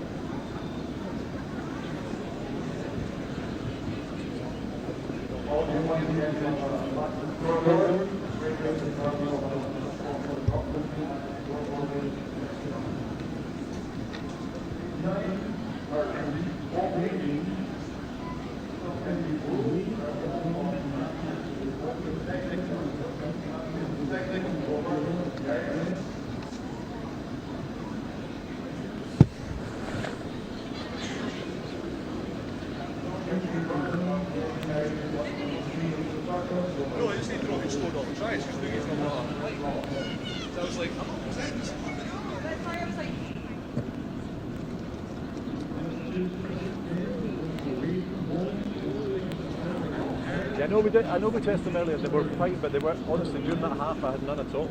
I was sitting underneath it, there was nothing there. As soon as I walked out here, it was been. No, we'll just go for it. We'll just go for it. Let's go to better track. That's great, yeah. This is Doogie check, Doogie check, Doogie check, Doogie check, Doogie check. Yeah, John check.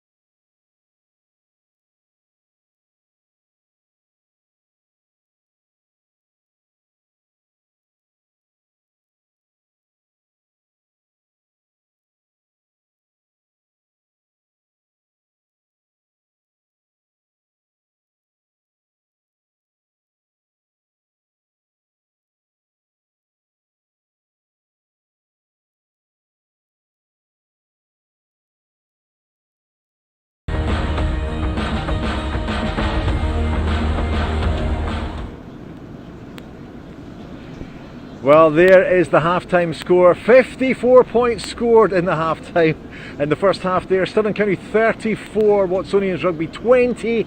They wanted, Stirling County needed a bonus point to get to third in the league. But my goodness, we were not expecting that first half to be like that. What an extraordinary game. John Dale, you've been watching that, and my goodness, what a game it's been so far. It's been outstanding, hasn't it? What an advert. Sunday Rugby, brilliant, and 7 tries. And apart from the maul try at the end of the game there's been some 6 outstanding individual tries. So really pleased with that first half. We've only a short half time, so let's get to it, because there's a lot of ET to show, obviously. And and Stirling got off to the most extraordinary start, a minute gone on the clock, and got over the whitewash as well, and beautifully taken, and great work from Grant Hughes. It was perfect. He's been very impressive in this first half. I think three assists, that offload to get through contact, get the arms free, and we had a bit of wing to do, the wing had a little bit to do there, but again, good footwork and 2 offloads, excellent try, and what a start. It really is an extraordinary start, and actually it's quite interesting now because the rain started to come in a wee bit. That was kind of suggested earlier on today, but that first half was played in dry conditions, a wee bit of wind going around, but County clearly were very happy to throw the ball around. They were, and they've come with the right mindset to start the game. The weather allowed that, and great start for them, and they've built on that. And George Arnott as well as a guy who's a formidable guy, and when he's got the ball in hand, he's hard to stop as well. And this is another great bit of work from Grant Hughes, again, give the offload, George Arnott in for the second. He has. Arnott's been very impressive. What a big specimen he is as well. It's been both sides of the ball today, but Hughes again, a really important offload there, and gave that opportunity for Arnott to bundle over in the corner. It's lovely to see Hughes there. It just takes the defender out, takes 2 defenders out, and then there you are. Just get it for the big fella, and in he goes in the corner, and very well taken it was indeed. Now this bit is really interesting as well, because this is a point where it's just like, this is the kind of Watsonians trying to get back in the game, using the little grubber kick there to great effect.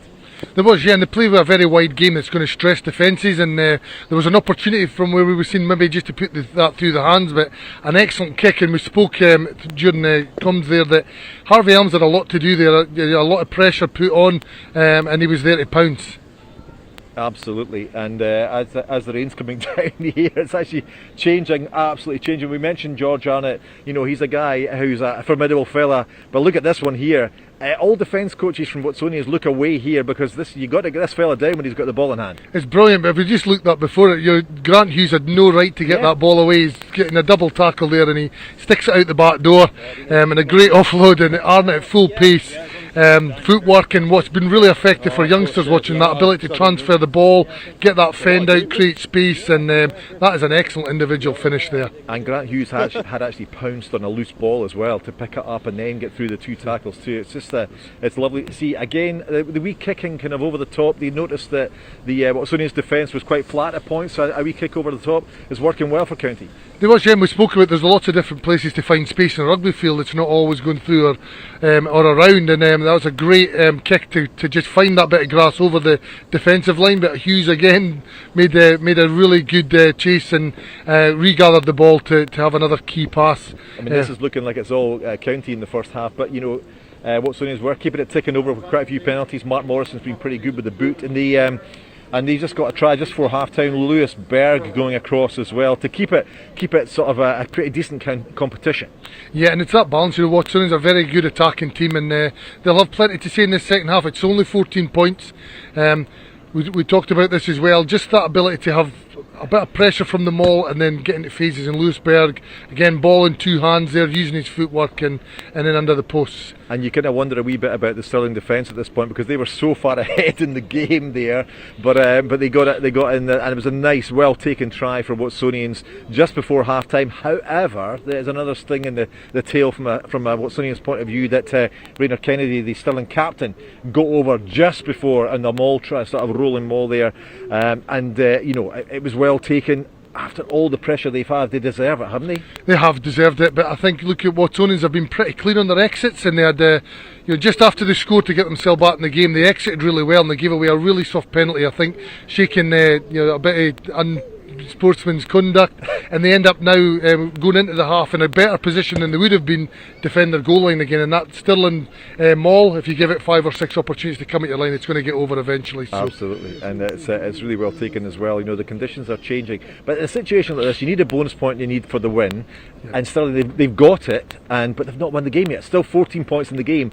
Do they keep battering at Watson's, or do they try and sit in it for the next 40 minutes? Well, I think, look, the attacking mindset they've had's got them into the position they're in, but they've got the added bonus of playing against 14 players for another 7 or 8 minutes now, so they've really got to try and apply pressure. If they get another score, then it's going to be really difficult for Watsonians.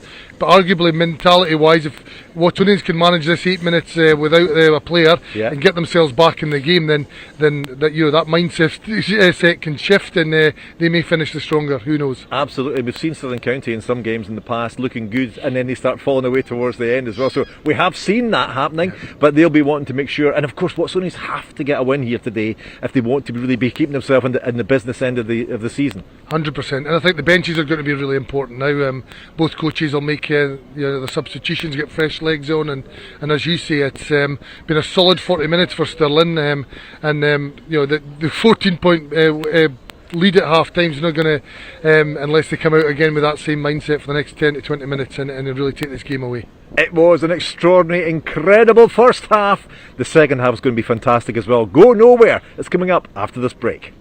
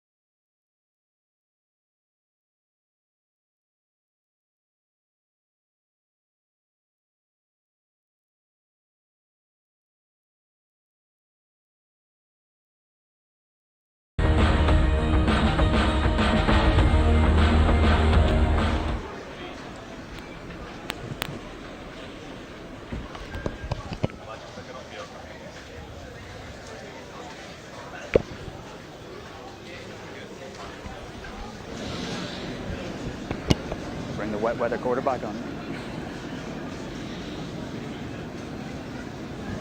Good to go. Okay. Stirling ready. Welcome back to Bridge Hall. The weather has turned quite substantially during the half-time interval, and Watsonians need to turn this game on its head. To do so, they've made 2 changes to their backline at half-time, with Dom Kutzer and Joe Reynolds coming on, Mark Morrison at 10, and left wing Loman McPherson withdrawn. And an early penalty for Watsonians, and a chance for them to turn the screw in the opening minute of the half. Yeah, we spoke about this first 10 minutes until they get back to a full complement. It's going to be important for Watsonians, so that's a perfect start to right from the restart to force a penalty to give them an opportunity to either kick points or go to the corner. On the line, Phil. On the line, guys. Yeah, into the corner they go. Joe Reynolds, he may very well have slotted in at fly half in place of Mark Morrison. There he is, very experienced campaigner, another New Zealander, another who played under Ben Cairns at Curry as well.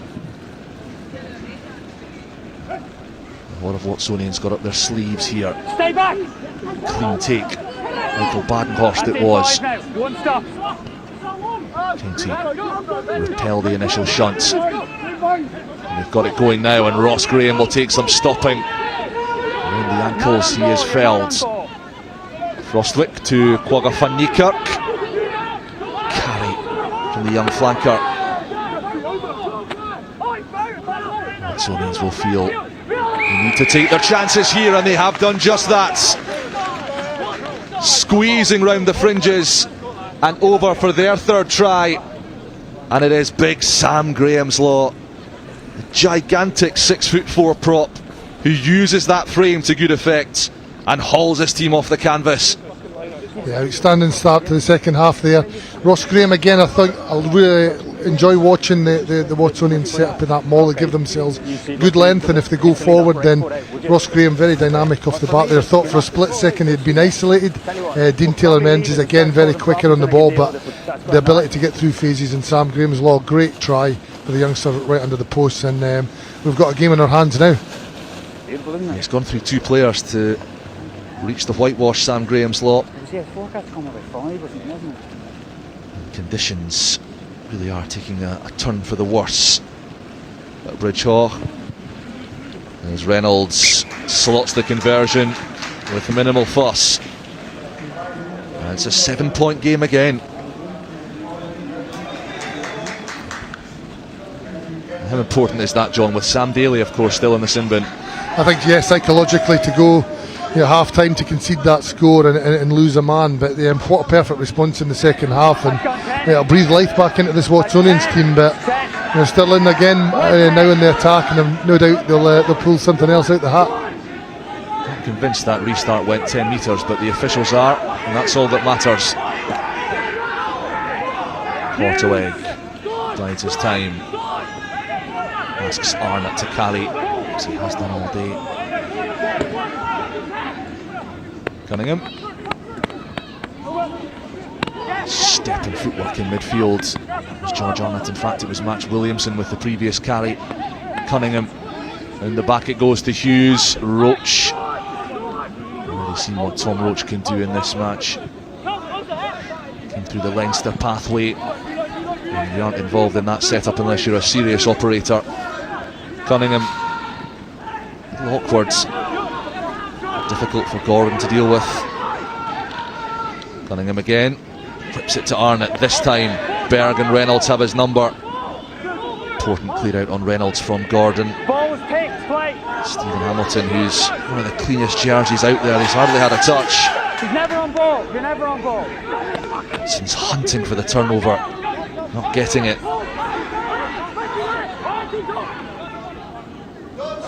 Slow again for County. Taylor-Menzies by Quagga van Niekerk. Come on now. Kind of rock's good. Big clear out coming in from Badenhorst, and they can attack that ruck with great aplomb. Watsonians pinch it back. Massive counter ruck. Angus Williams shifts it. Forbes. Brilliant ball to Kutzer. Just lost his feet. First man steals good. Watsonians unhappy about the challenge on Forbes. They thought that was late. As it is, Stirling have pinched it back, and we're going to have to stop play because some very large forwards are coming perilously close to the prone and pained Jamie Forbes. Yeah, that was an outstanding defensive set there from Watsonians, wasn't it? From the restart, we said did it go 10 or not, but 20 metres there made gaining ground from defence, so and forcing a turnover. Red 2. So Yeah, Stirling County are making a change. Last week's match winner, Angus Fraser, member of the Glasgow Academy, the Scottish Rugby FOSROC Academy system, is coming on, and Captain Rayner Kennedy, whose race is run, is trudging off to the main stand here at Bridgehaw. Some concern at the moment for Jamie Forbes. It's in some degree of discomfort as Kennedy is applauded off. As we wait for Forbes to receive his treatment, John, talk to us about Angus Fraser, another man with a real pedigree at a young age. Yeah, it's a great, really exciting talent, very explosive for a youngster at both sides of the ball, real good at defensive attitude, likes to get on the ball. I was lucky enough to work with him with my time at Glasgow, and hampered again with some little injuries and niggles as a youngster, but it's great to see him back now playing regularly and training regularly, and big future ahead of him, and be looking forward to him pushing through into the Glasgow colours very soon.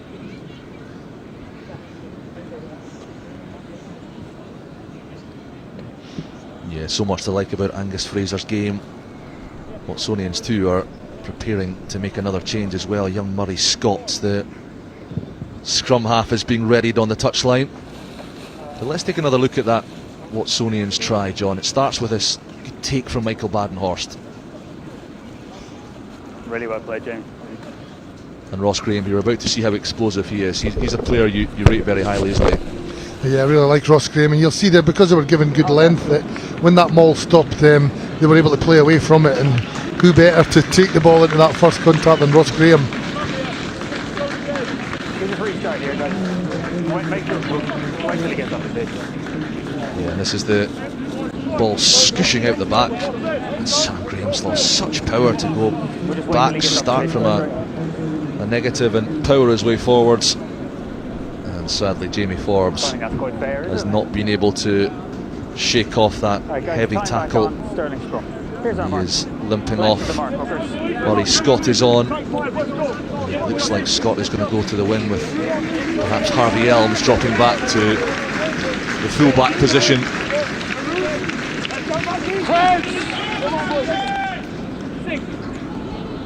Point! Set!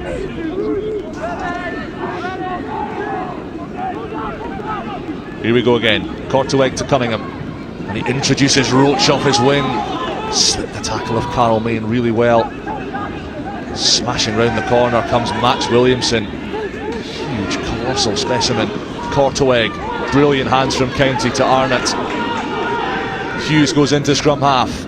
Cunningham, again, runners left and right, but Archie Russell is lined up by Van Niekerk and by Kutzer. Taylor Mingus spun away from Main in the nick of time.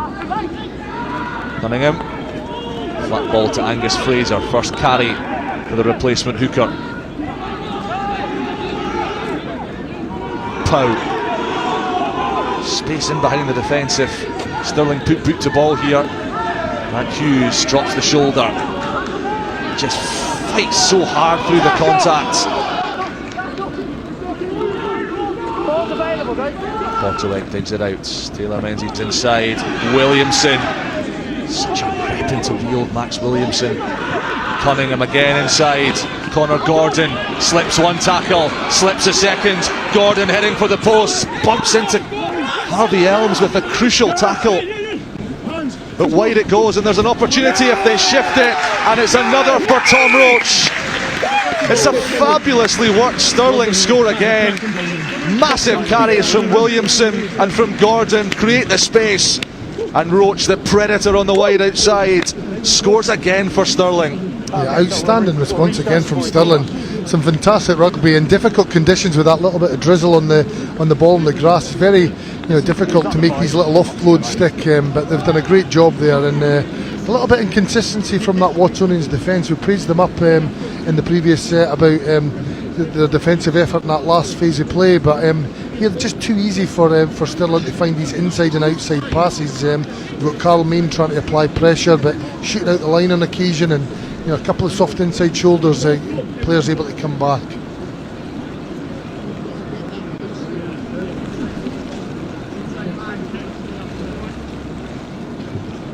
This was Connor Gordon's huge carry. He's been immense for Stirling County this season. His stats in defence really impressive as well. Over 100 tackles to his name. That is a belter of a kick from Ewan Cunningham. The toughest conditions of the afternoon, one of the toughest kicks of this match, and Cunningham nails it. And it's back to 14 points, the deficit once more, as we see Connor Gordon laying waste, John, to this Watsonians defensive line. Unbelievable, very much like his older brother Tom, who we've seen do that for Glasgow on many occasions. Two very abrasive flankers there, and showing his footwork and that ability to get beyond contact there. Yeah, he started all 8 matches in the FOSROC Super 6 for Stirling County. Grew up in Atea on the Bay of Plenty, a small farming community. He has been in Scotland for a couple of years now, eligible for Scotland through a grandparent, as is Tom. Angus Fraser's first throw finds the warm embrace of Arnott. Once! Don't change 3! No 3! That is a very ominous Stirling County maul, marching all the way towards the halfway line. Okay, let's use that now, guys. Go on, it's stopped. Montague in no rush to extricate this one. Eventually they splinter off down the left. Montague away to James Pow, who's been a tireless ball carrier. Big fifer. Arnott juggles, clings on, and typically steals a few extra yards, and that will be a penalty. The lazy runner, and it's, dare I say it, milked slightly by Caleb Korteweg. An easy option to force the referee's hand. Yeah, good game managed there by Stirling. We talked about the ability for them to go for tries with their maul, but they're using it as an exit maul just to apply pressure, and they've certainly started to get a little bit of an edge up there and find chinks, and 20 metres there that they were made, and puts them right on the front foot. Carl Main, the latest Watsonians forward to require some running repairs. Sam Daly, Sinman number 8, returns to the fray. So he definitely changed his mind, and for me, I thought you had changed your mind. It would have been a penalty anyway. And then this one, I saw you with the leg right up like that, and that's the picture I have. No, thanks, number 8. Thanks, number 8. Discussion over between upset player and pretty schoolmasterly referee. And take your time, make sure you're okay. You right? Not standing for any nonsense from those out there today. Right, time back on here. Offside. Sam Daly's been a big miss for Watsonians, John. He has, yeah. It's been a big 10 minutes without him, and look, they'll get a good lift now. He's back on the field, and they certainly need it up front. As I said earlier, Stirling's trying to find a little bit of weakness in that maul, and Watsonians back to 8 forwards to be able to repel that. There you go. There you go. 9 tries in 50 minutes of rugby. It's been a real treat. And Super6 delivers again. Stirling County with a chance to nab their 7th. Arnott collects. And Fraser worms his way to the back of the maul. Korteweg breaks off and hits Taylor Menzies, who gets hit. Korteweg, Pow round the corner, stretching his legs, cut down by Van Niekerk, and then the ball presentation is sloppy. Struck a county leg. The Watsonians can shift it, but he's in a lot of pain here, guys. Ian Kenny is quite right just to stop play, because Carl Main, the second time in quick succession, is down and injured. We'll restart with your scrum. Gave a bit of a yelp out there. I think we just seen him moments ago being treated, and he's been brave enough to play on, and hopefully this is nothing serious. Yeah, Harry Fisher is stripped down below us. A young lock/flanker. He's prepared to come on. It looks like a problem with his left limb. He's getting there. Carl Main. Yeah, the referee very quick to stop the game there. I think he heard the scream, and as I said, hopefully nothing too serious. He's been very, very energetic for Watsonians, and abrasive in defence and with ball in hand. What will be going through Fergus Pringle's mind just now, not regarding the injury, but regarding the way this game is going, and what the side need to do to get back into it? I think Fergus will be used to coming here and having difficult games, as many coaches are, so it's just not to panic. They've shown that when they get territory they can score points, and we see the rerun here again of that try. Stan and carry with Gordon. That clear out's so important there as well, John. A double clear out paves the way for the quick ball that allows Roach to get in at the corner. It does, yeah. It was very good, and I think we've seen, for me there was a window of opportunity there for the Jackal to be in place, and some referees, we've seen 3 or 4 occasions today that penalties could have been given, but again the support getting there maybe slightly late, but with good technique, good body height, and being able to remove that threat. produce that quick ball and be able to play to space.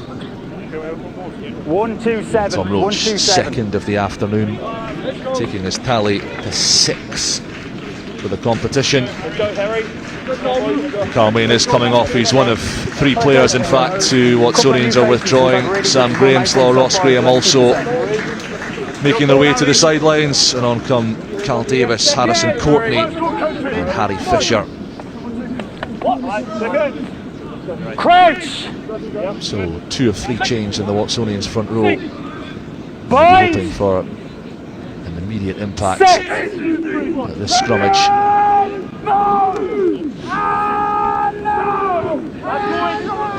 And you can see the power coming through from Harrison Courtney, drawing the penalty from County. And they've got a free shot here. Tom Coetzer gets it away to Elms, and now Murray Scott on the wing.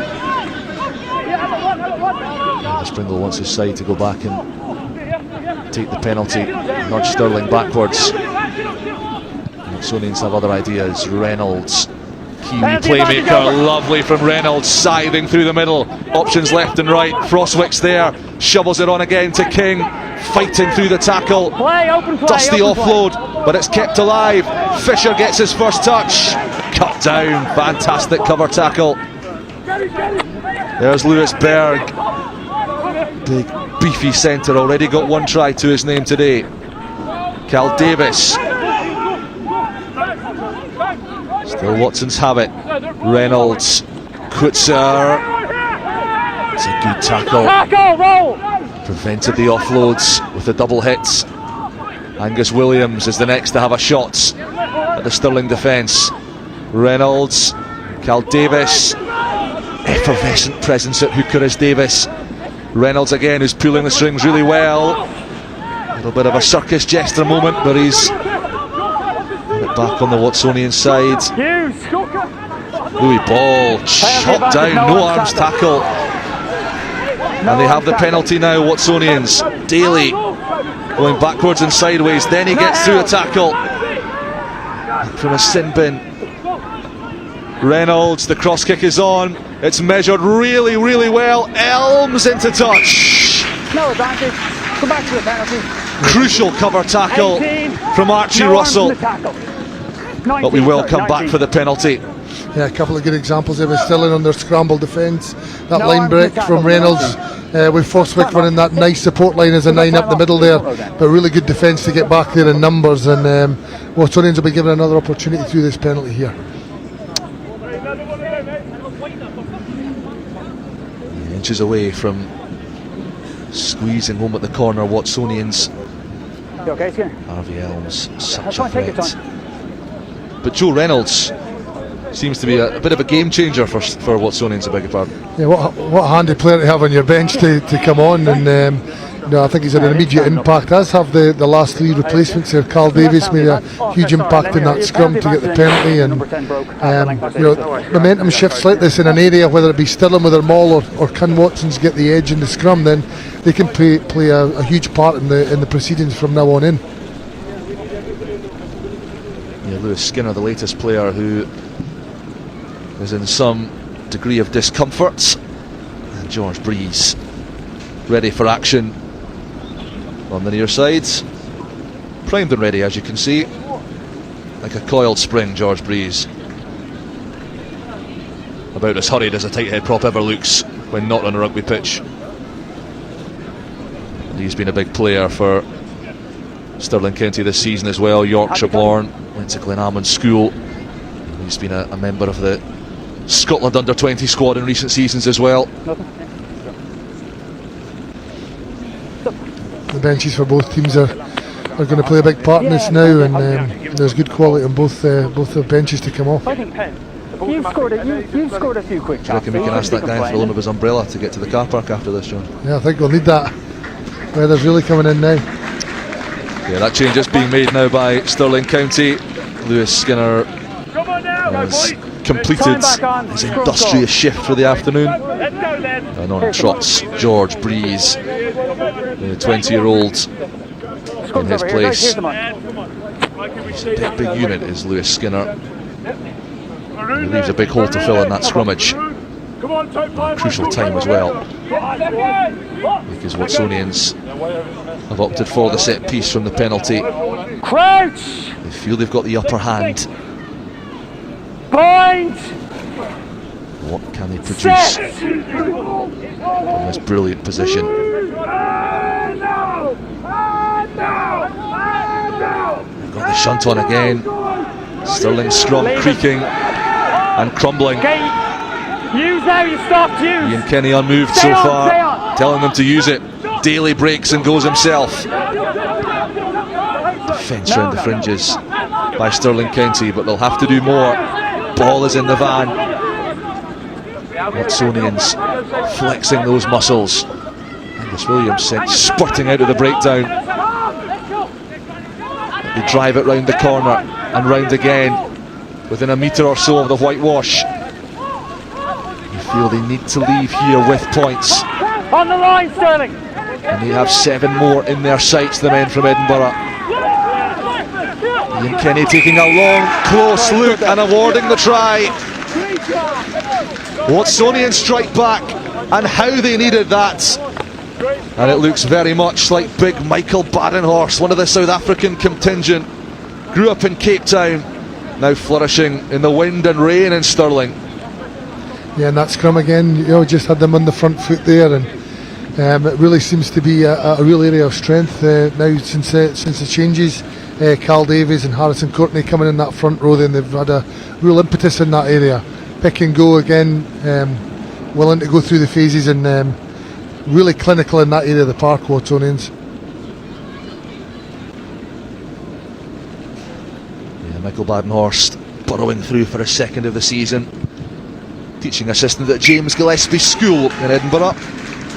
As Joe Reynolds pops over the extra 2 points once more. And Watsonians hanging on to the county coattails. It's a good break this from Sam Daly, John. It is, yeah. He's been really impressive when he's been on the field. He's a real talisman in terms of getting the go forward for Watsonians here. Strong lad, and again, just the patience Watsonians in the last 2 tries, just to go through, to be well organised with their latches, and the body height. I've been really impressed with their carry height into contact. We've seen Graham's Law going over for a try, and then Badenhorst as well. They put with players to beat. At least 1 bonus point in the bag for Watsonians. As things stand, they would pick up a losing bonus point as well for finishing within 7, but this game far from beyond them yet. And 5 points will take them to 24 in the table, 3 behind the Ayrshire Bulls in second. Southern Knights, after taking maximum points against Heriots, on 30 at the top of the table. There's Cunningham, runs into traffic, just about kept hold of what by now is a very, very greasy ball. Big tackle from Badenhorst on Breeze.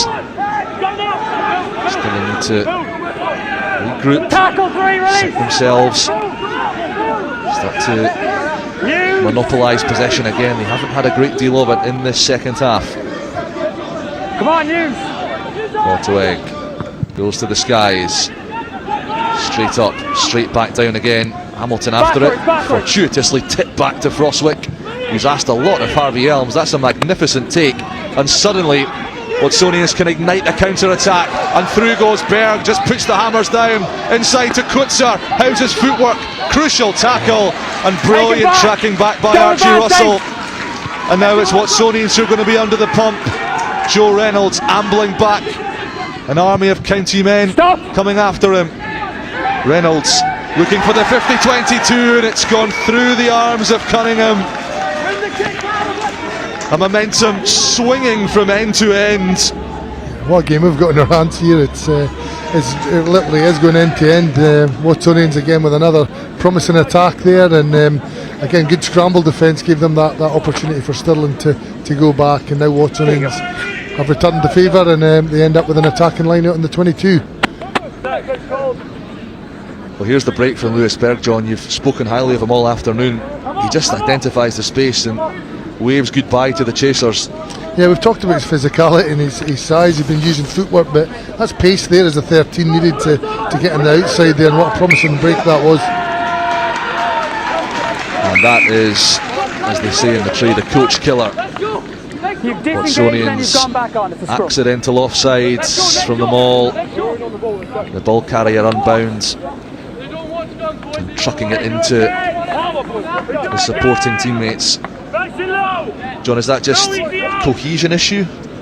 Yeah, just a little bit of timing issue there as well. Just that little truck and trailer, that obstruction. You know, it can happen in a lot of malls. It doesn't get picked up, but the referee was right on hand there, and just a couple of little soft little bits of indiscipline, whether it be a technical skill or, as we've seen before, silly errors, just giving Stirling these little breathing spaces to be able to exit again.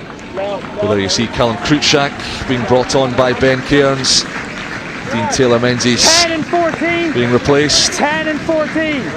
And Cairns, in fact, is going to ring the changes. Andrew Gowdy coming on for young Ewan Cunningham just after letting the ball slip through his fingers, but that's about the first mistake the 19-year-old has made today. And Ross McKnight as well, heading on, I think in place of Stephen Hamilton. Perhaps we'll get confirmation of those changes in a moment. It is time to send for reinforcements for both coaches.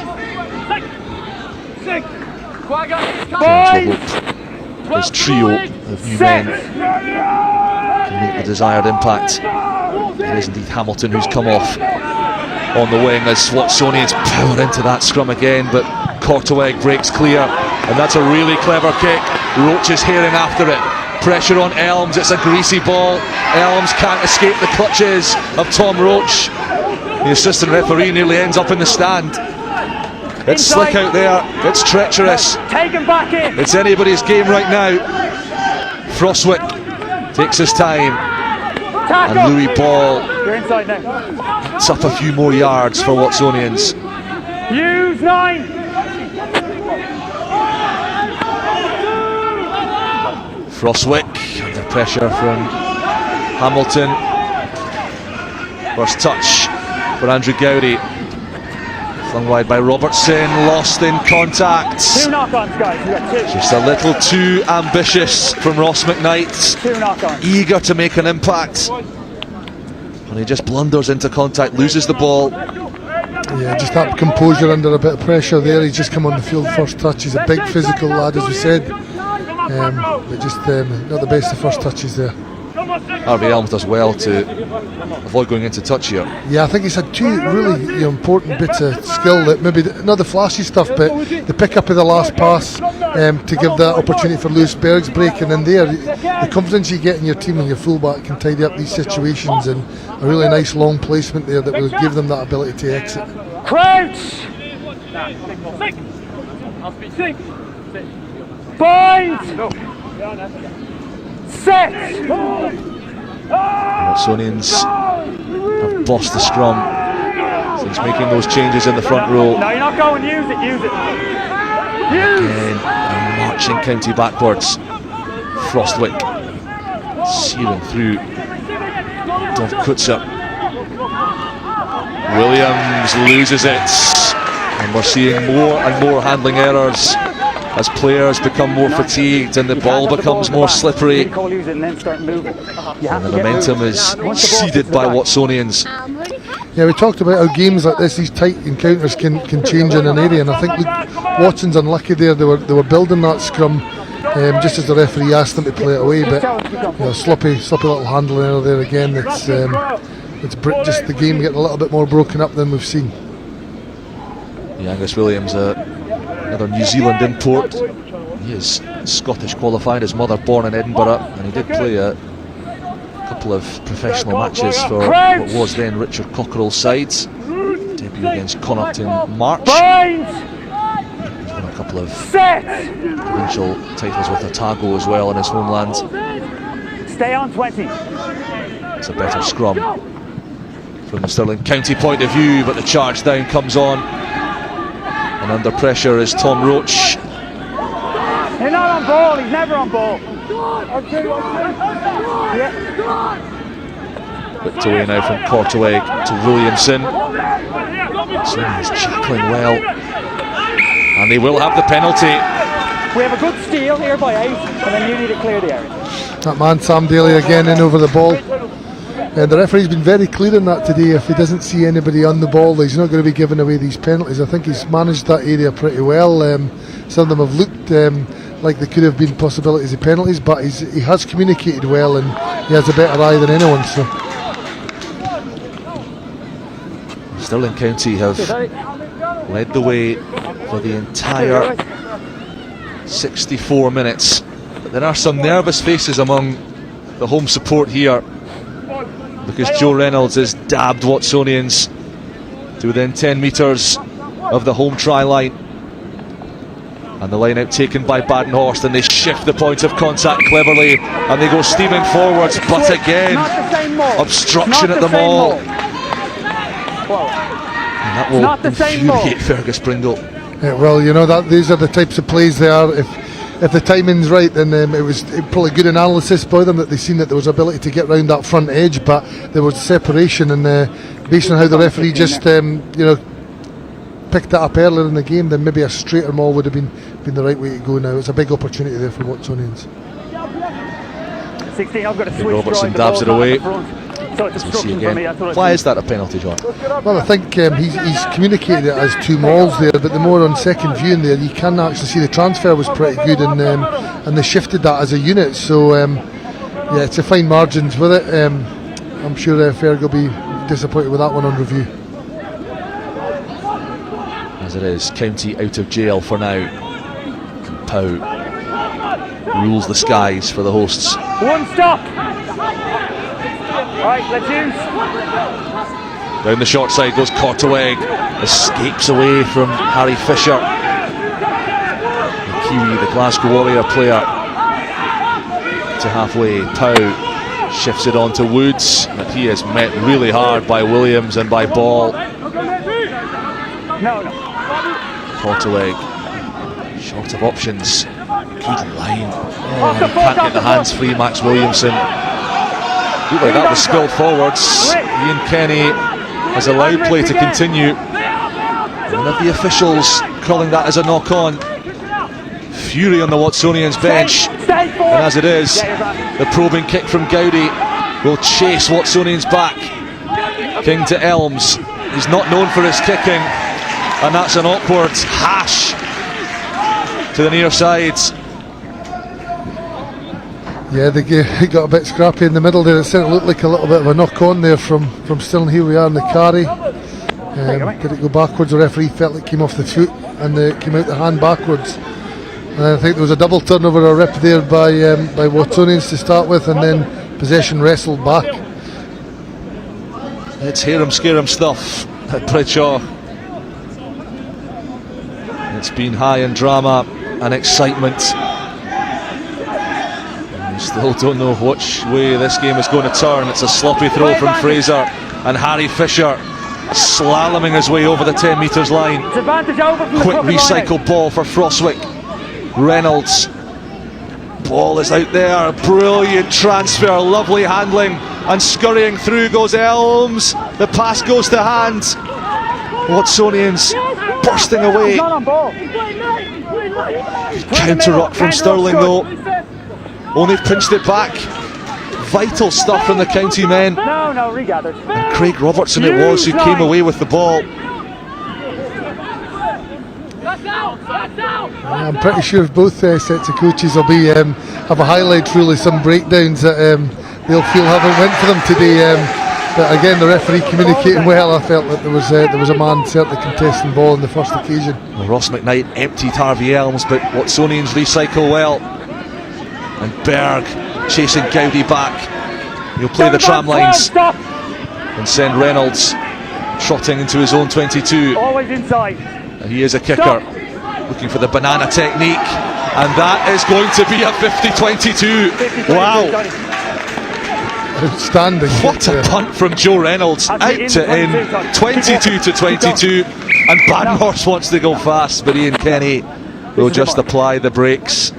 Because I didn't have a mark for him yet. How's this for a kick, John? Outstanding. You can see the way that he positioned the ball and his ball drop, that he was looking for that. I don't think it was fluke, and yeah, outstanding skill, well executed. He's such a clever rugby player, Joe Reynolds. He's almost exactly the the archetypal Kiwi playmaker that you think of. I remember when he first came over to the club game, and he had it was a great season, a real stalwart of the game, and now still showing all his experience can count, and coming off and made a huge impact in this game. Yeah, great substitution from Fergus Pringle, but the line out goes awry for Watsonians. Cruikshank can't quite pilfer it back. Watsonians have the ball. 7 points the difference. 11 minutes left. Reynolds introduces Berg to the collision. Funyakirk. I haven't seen too much of Dick Quagga on the carry. Reynolds drawn past to Kutzer. Elms breaking the tackle. It was just a little fumble in that manoeuvre. And Stirling will have the scrum. It's too good.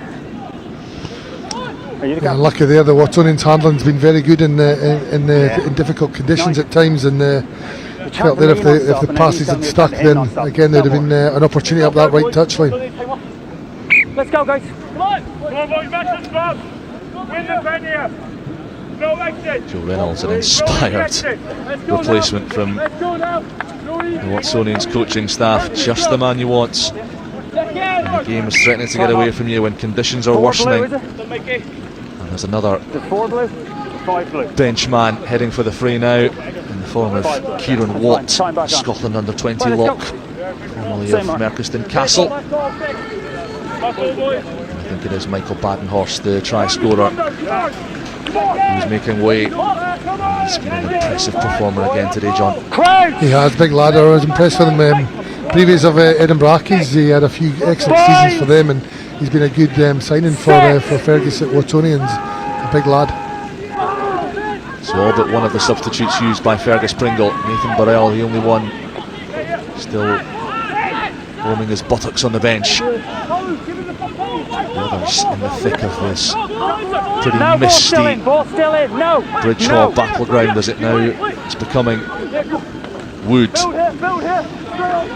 has been central to so many little burrowing carries like that one.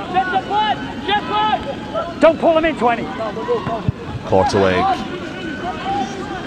It's becoming more of a kicking contest as the conditions worsen, and Reynolds, well, we praised him relentlessly for about 2 minutes, but the greasy ball gets the better of even him. Red 9 sub. One of these difficult ones that's getting fizzed at you with a bit of spin in a wet day, and he's probably thinking about finding that space in this bottom left hand corner. I think he was eyeing the kick before he caught the ball, so yeah, just another real blank that. And Ben Cairns making a change at scrum half with Caleb Korteweg, who's played really well today, being removed in place of Landon Hayes, the Australian. That means Grant Hughes is going to step forward and play 9, as he has done earlier in the season. Landon Hayes, an Australian, hails from a family of auctioneers back home in the Gold Coast. Weather slightly different to Queensland at this time of year. Hughes clears it away. Robertson running into trouble. Scott and Coots are in there. Russell gets it on to Connor Gordon. It's so difficult to quell. Robertson again. Can't quite time the pass. Hughes. Williamson. Tackle coming in from Courtney. Still Stirling County in possession. It was McKnight. Pout. Quite happy to keep possession 17 hasn't rolled in this area of the field. Maybe just probe a grubber or a kick through. Robertson again makes good ground. Hughes slows things down, looks for options, finds Hooker Fraser. You're not on ball. Wood is the target this time. He has to fall to his knees to take it. Good support in behind the loose head prop. 7 minutes remaining. Same number of points separating the sides, and that's a mighty turnover from Cal Davis. That's a momentum changer. It is. He's been very impressive as well since he came on. The impact he's had around scrum time, Yeah, his line out play, and that's 2 turnovers he's had now as well. Like, so he's a key man. Some Cal Davis trivia for you, John. He spent a year in New Zealand in the Taranaki province and played for the club where Bowden Geordie and Scott Barrett started their careers, and actually spent some time working on the Barrett family farm. Oh, interesting backdrop then. Maybe picked up a few tips from the boys. Maybe just a couple. Might see him kicking a late penalty to win this one. Might do, yeah. They've been knocking a couple of times, Watsonians, just the little bit of indiscretion in their play, very unlucky with that last shift drive here, so be interesting to see here if Stirling can hold out. Contested a pulsating draw with the Southern Knights earlier in the season, Stirling County. They'll feel this is a game they should have in the bag. They don't. Watson's on the attack once more, and it's a good take from Kieran Watt. One stop. And the pack rallying behind the age grade lock. Don't change your point. County have cocooned things well in there. Get out.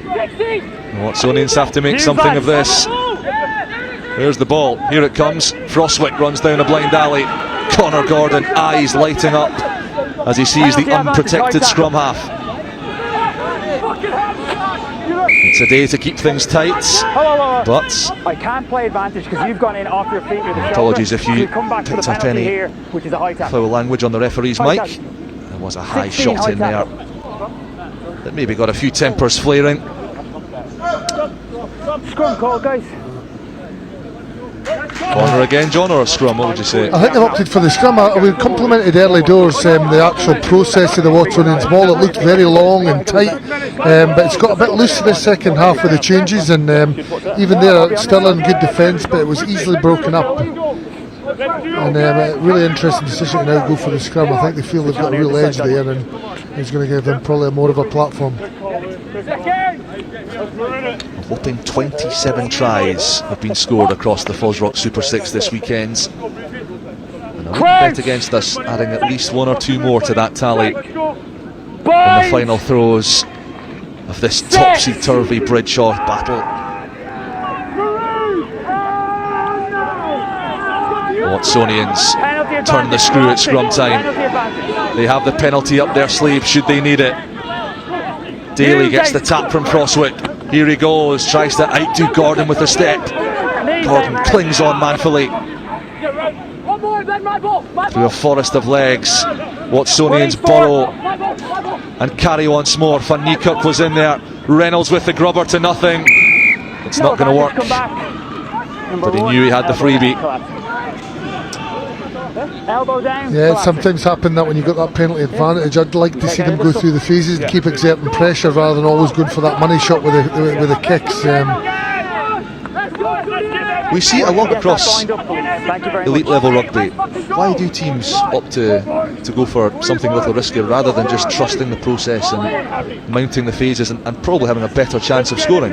Yeah, we spoke earlier, like the pressure's all on the defensive team there. The penalties that can come usually come from the defence in that area, so the ability to get them on extra penalty advantages can lead to outcomes as well. But I suppose the kind of rationale will be it's a free shot to nothing, but something more positive might come in that set as well. Nails are being bitten to the quick around Bradshaw in the shadow of the Wallace Monument. It's Watsonians who have a grip on this contest. They've milked another penalty. Daly breaks and goes and scores!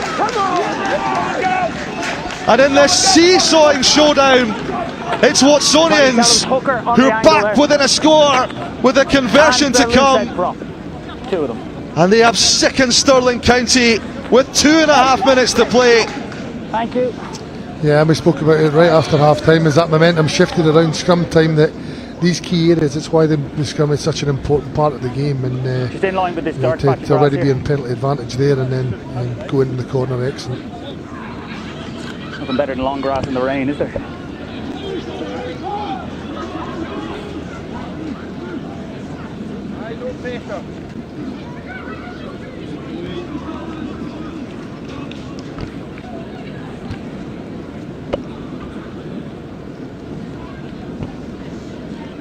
Joe Reynolds wide on the left. Only all of his maturity in that cultured left boot. How's his nerve? Oh, it's just wide. It fades across the uprights, and Stirling County preserve this slender lead with 90 seconds of the match remaining. At the moment, they have 5 precious points in the bag. Time up. Sub. Number. And Ben Cairns is going to make 20, 20. his Sub. 8th Stirling. and final change. And it will come That's one. in the front row with Billy Dineen coming on. Right. Time back on. No. Ben Cairns wants everybody up chasing this kick. He only wants Craig Robertson left in the backfield.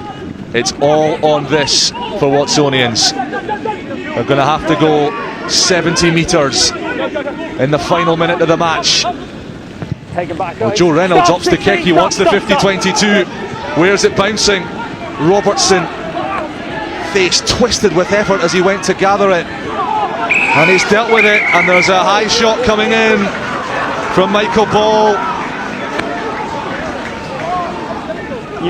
You've come in. Ian Kenny. You've come in. You're not in control. You made contact to the neck. That's a yellow card. Is going to his pocket.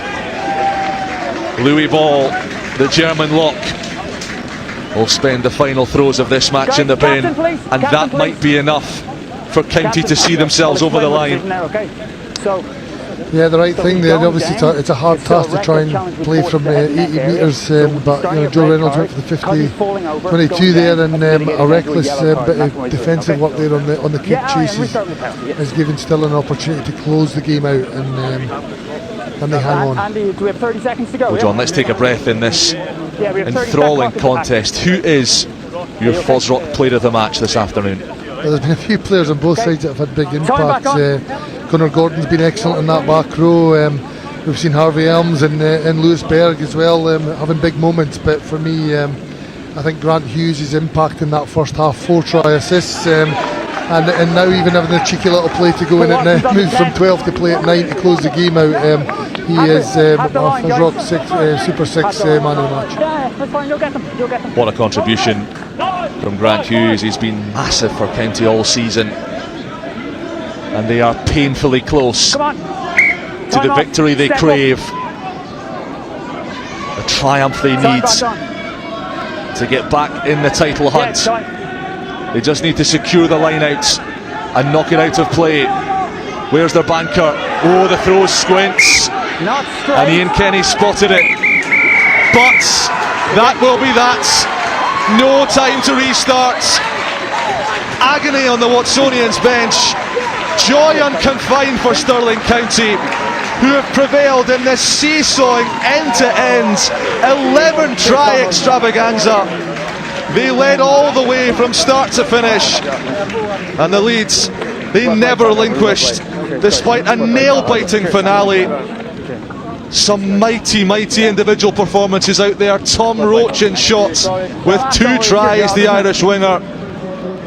But to a man, Stirling County have stood up and performed and got this victory, got themselves back on track. They leapfrog Watsonians into 3rd place with 5 points on the board in the FOSROC Super 6. And the final score at Bridge Hall is Stirling County 41, Watsonians 39.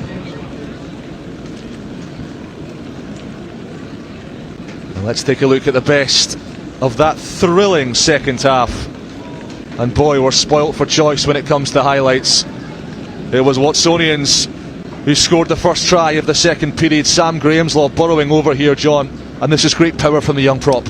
Yeah, it was perfect time, wasn't it? Straight after half time, we spoke about it, the ability to force a penalty from the restart, go to the corner, and very clinical in their attack in that last final zone in that second half, Watsonians. Yeah, they were really chomping at the bit at that stage, and looking like a comeback was in the offing. They trailed by 14 points at half time. They reduced the arrears really impressively. This carry from Ross Graham in the build up to the next try, really crucial as well, John. It was, yeah. I thought he was, for his minutes on the park, him and Cal Davis, both lookers very impressive. they're lucky to have both of them, and that first carry was probably the launch pad for that attack that gave them that score. Yeah, really impressive stuff from Ross Graham, former Edinburgh and Glasgow hooker, and Sam Graham's lot. What a future he's got in the elite game, burrowing over for his first try of the season. County struck back pretty quickly indeed though, and another fabulously well worked try. Connor Gordon at the heart of it, John. It was, yeah, he was very impressive, Connor, all day, but we've seen a good highlight there. The tactic of Watsonians' defence to send that flyer, sometimes applying pressure, but it gave a great opportunity for an inside tip, and he needed no second invitation to go through there. Yeah, Tom Roach grabbing his second try of the afternoon, but this from Gordon, so impactful, so hard to stop, isn't he? Yeah, the balance of the back row and the ball carry, the ability to use footwork, whether it be late footwork or footwork with offend there, has been excellent from that Stirling back row all day. Yeah, Tom Roach taking his Super 6 tally to 6 tries in 8 games for the season. But still, Watsonians not done yet. Back they came, and it was Michael Badenhorst with another close range, power laden effort. Has a couple of goes at it here, and uses all of his 6'6" South African frame to ground the ball. And that's a forwards coach's dream, is it, John? Yeah, I think looking at that last carry there, he still had a bit to do. As I said, very impressed with the height of their ball carrying around this area and how they support each other through the contact. So a good inside latch there, and then a deep clear which gives the ability to come over legs here, as you see.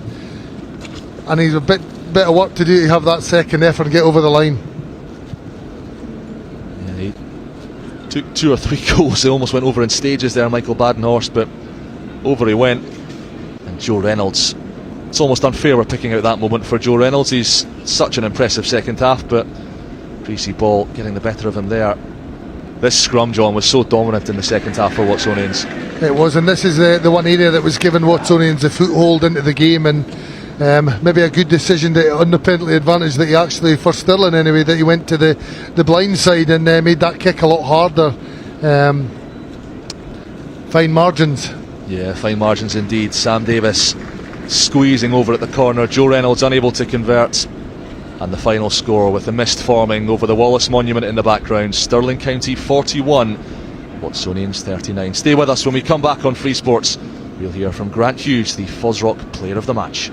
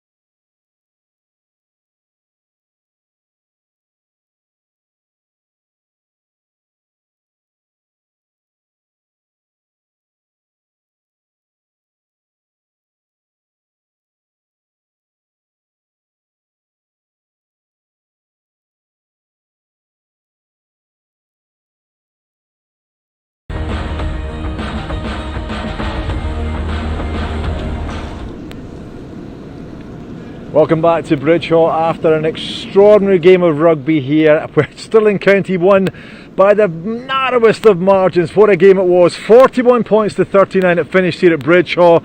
County get the win, get the bonus point as well, and my goodness me, what a match it was. The first half was in clear weather, all lovely. The second half was in the rain and the wind, but still we had some fantastic rugby, and I'm delighted to introduce you to the FOSROC Super6 player of the match, Grant Hughes from Stirling County. Grant, congratulations, great win today, and congratulations to you in particular for a fine performance. Cheers, thank you very much. Now, I have to say, you were involved in pretty much everything, and certainly in the first half as well. I mean, what did you put that down to? Because you guys got off to an extraordinary start. Yeah, I think first half we played with the wind pretty well, so just try and take advantage of that at the start, and then second half it died down quite a bit. The rain came on, kind of just tightened everything up, but first half I think especially just the boys came out and they knew they just had to do it. You know, it's been kind of an up and down season, so I think we just came out and just wanted to give a sort of last hurrah at home. So yeah, it was good. It was better than good. 14 points up at half time, and there's always that danger at half time when you've got that cushion and you think, what do we do? Do we just kind of try and, you know, we've got 40 minutes to get this game finished?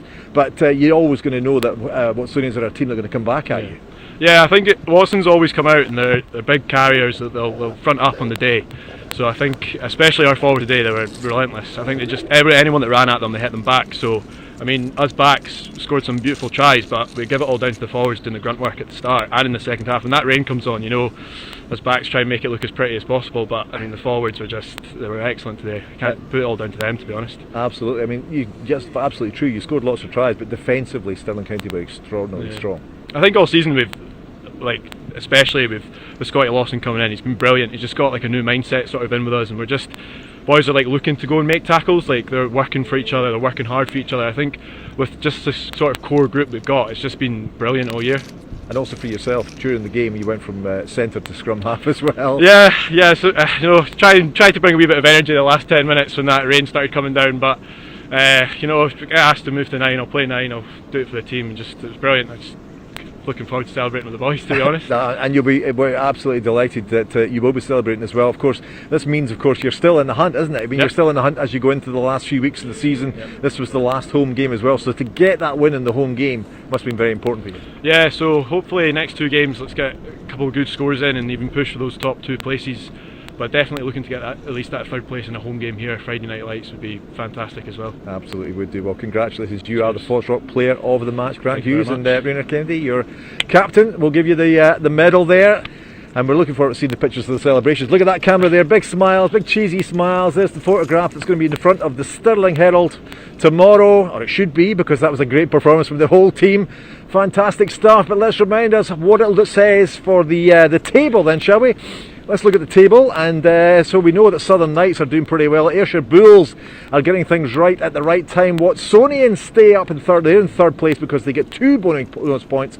Stirling County, of course, with that great win today, they are in 4th position. And let's remind you where we are next weekend. Watsonians are involved again, and we're heading over to Edinburgh. It's Watsonians there at home against the Boroughmuir Bears. That should be an absolute cracker here on Free Sports. But here at Stirling County's home ground of Bridgehaw, in the shadow of the Wallace Monument and the Stirling Castle, it was an incredible performance from the home side to get that win. Thank you so much for your company. Bye for now.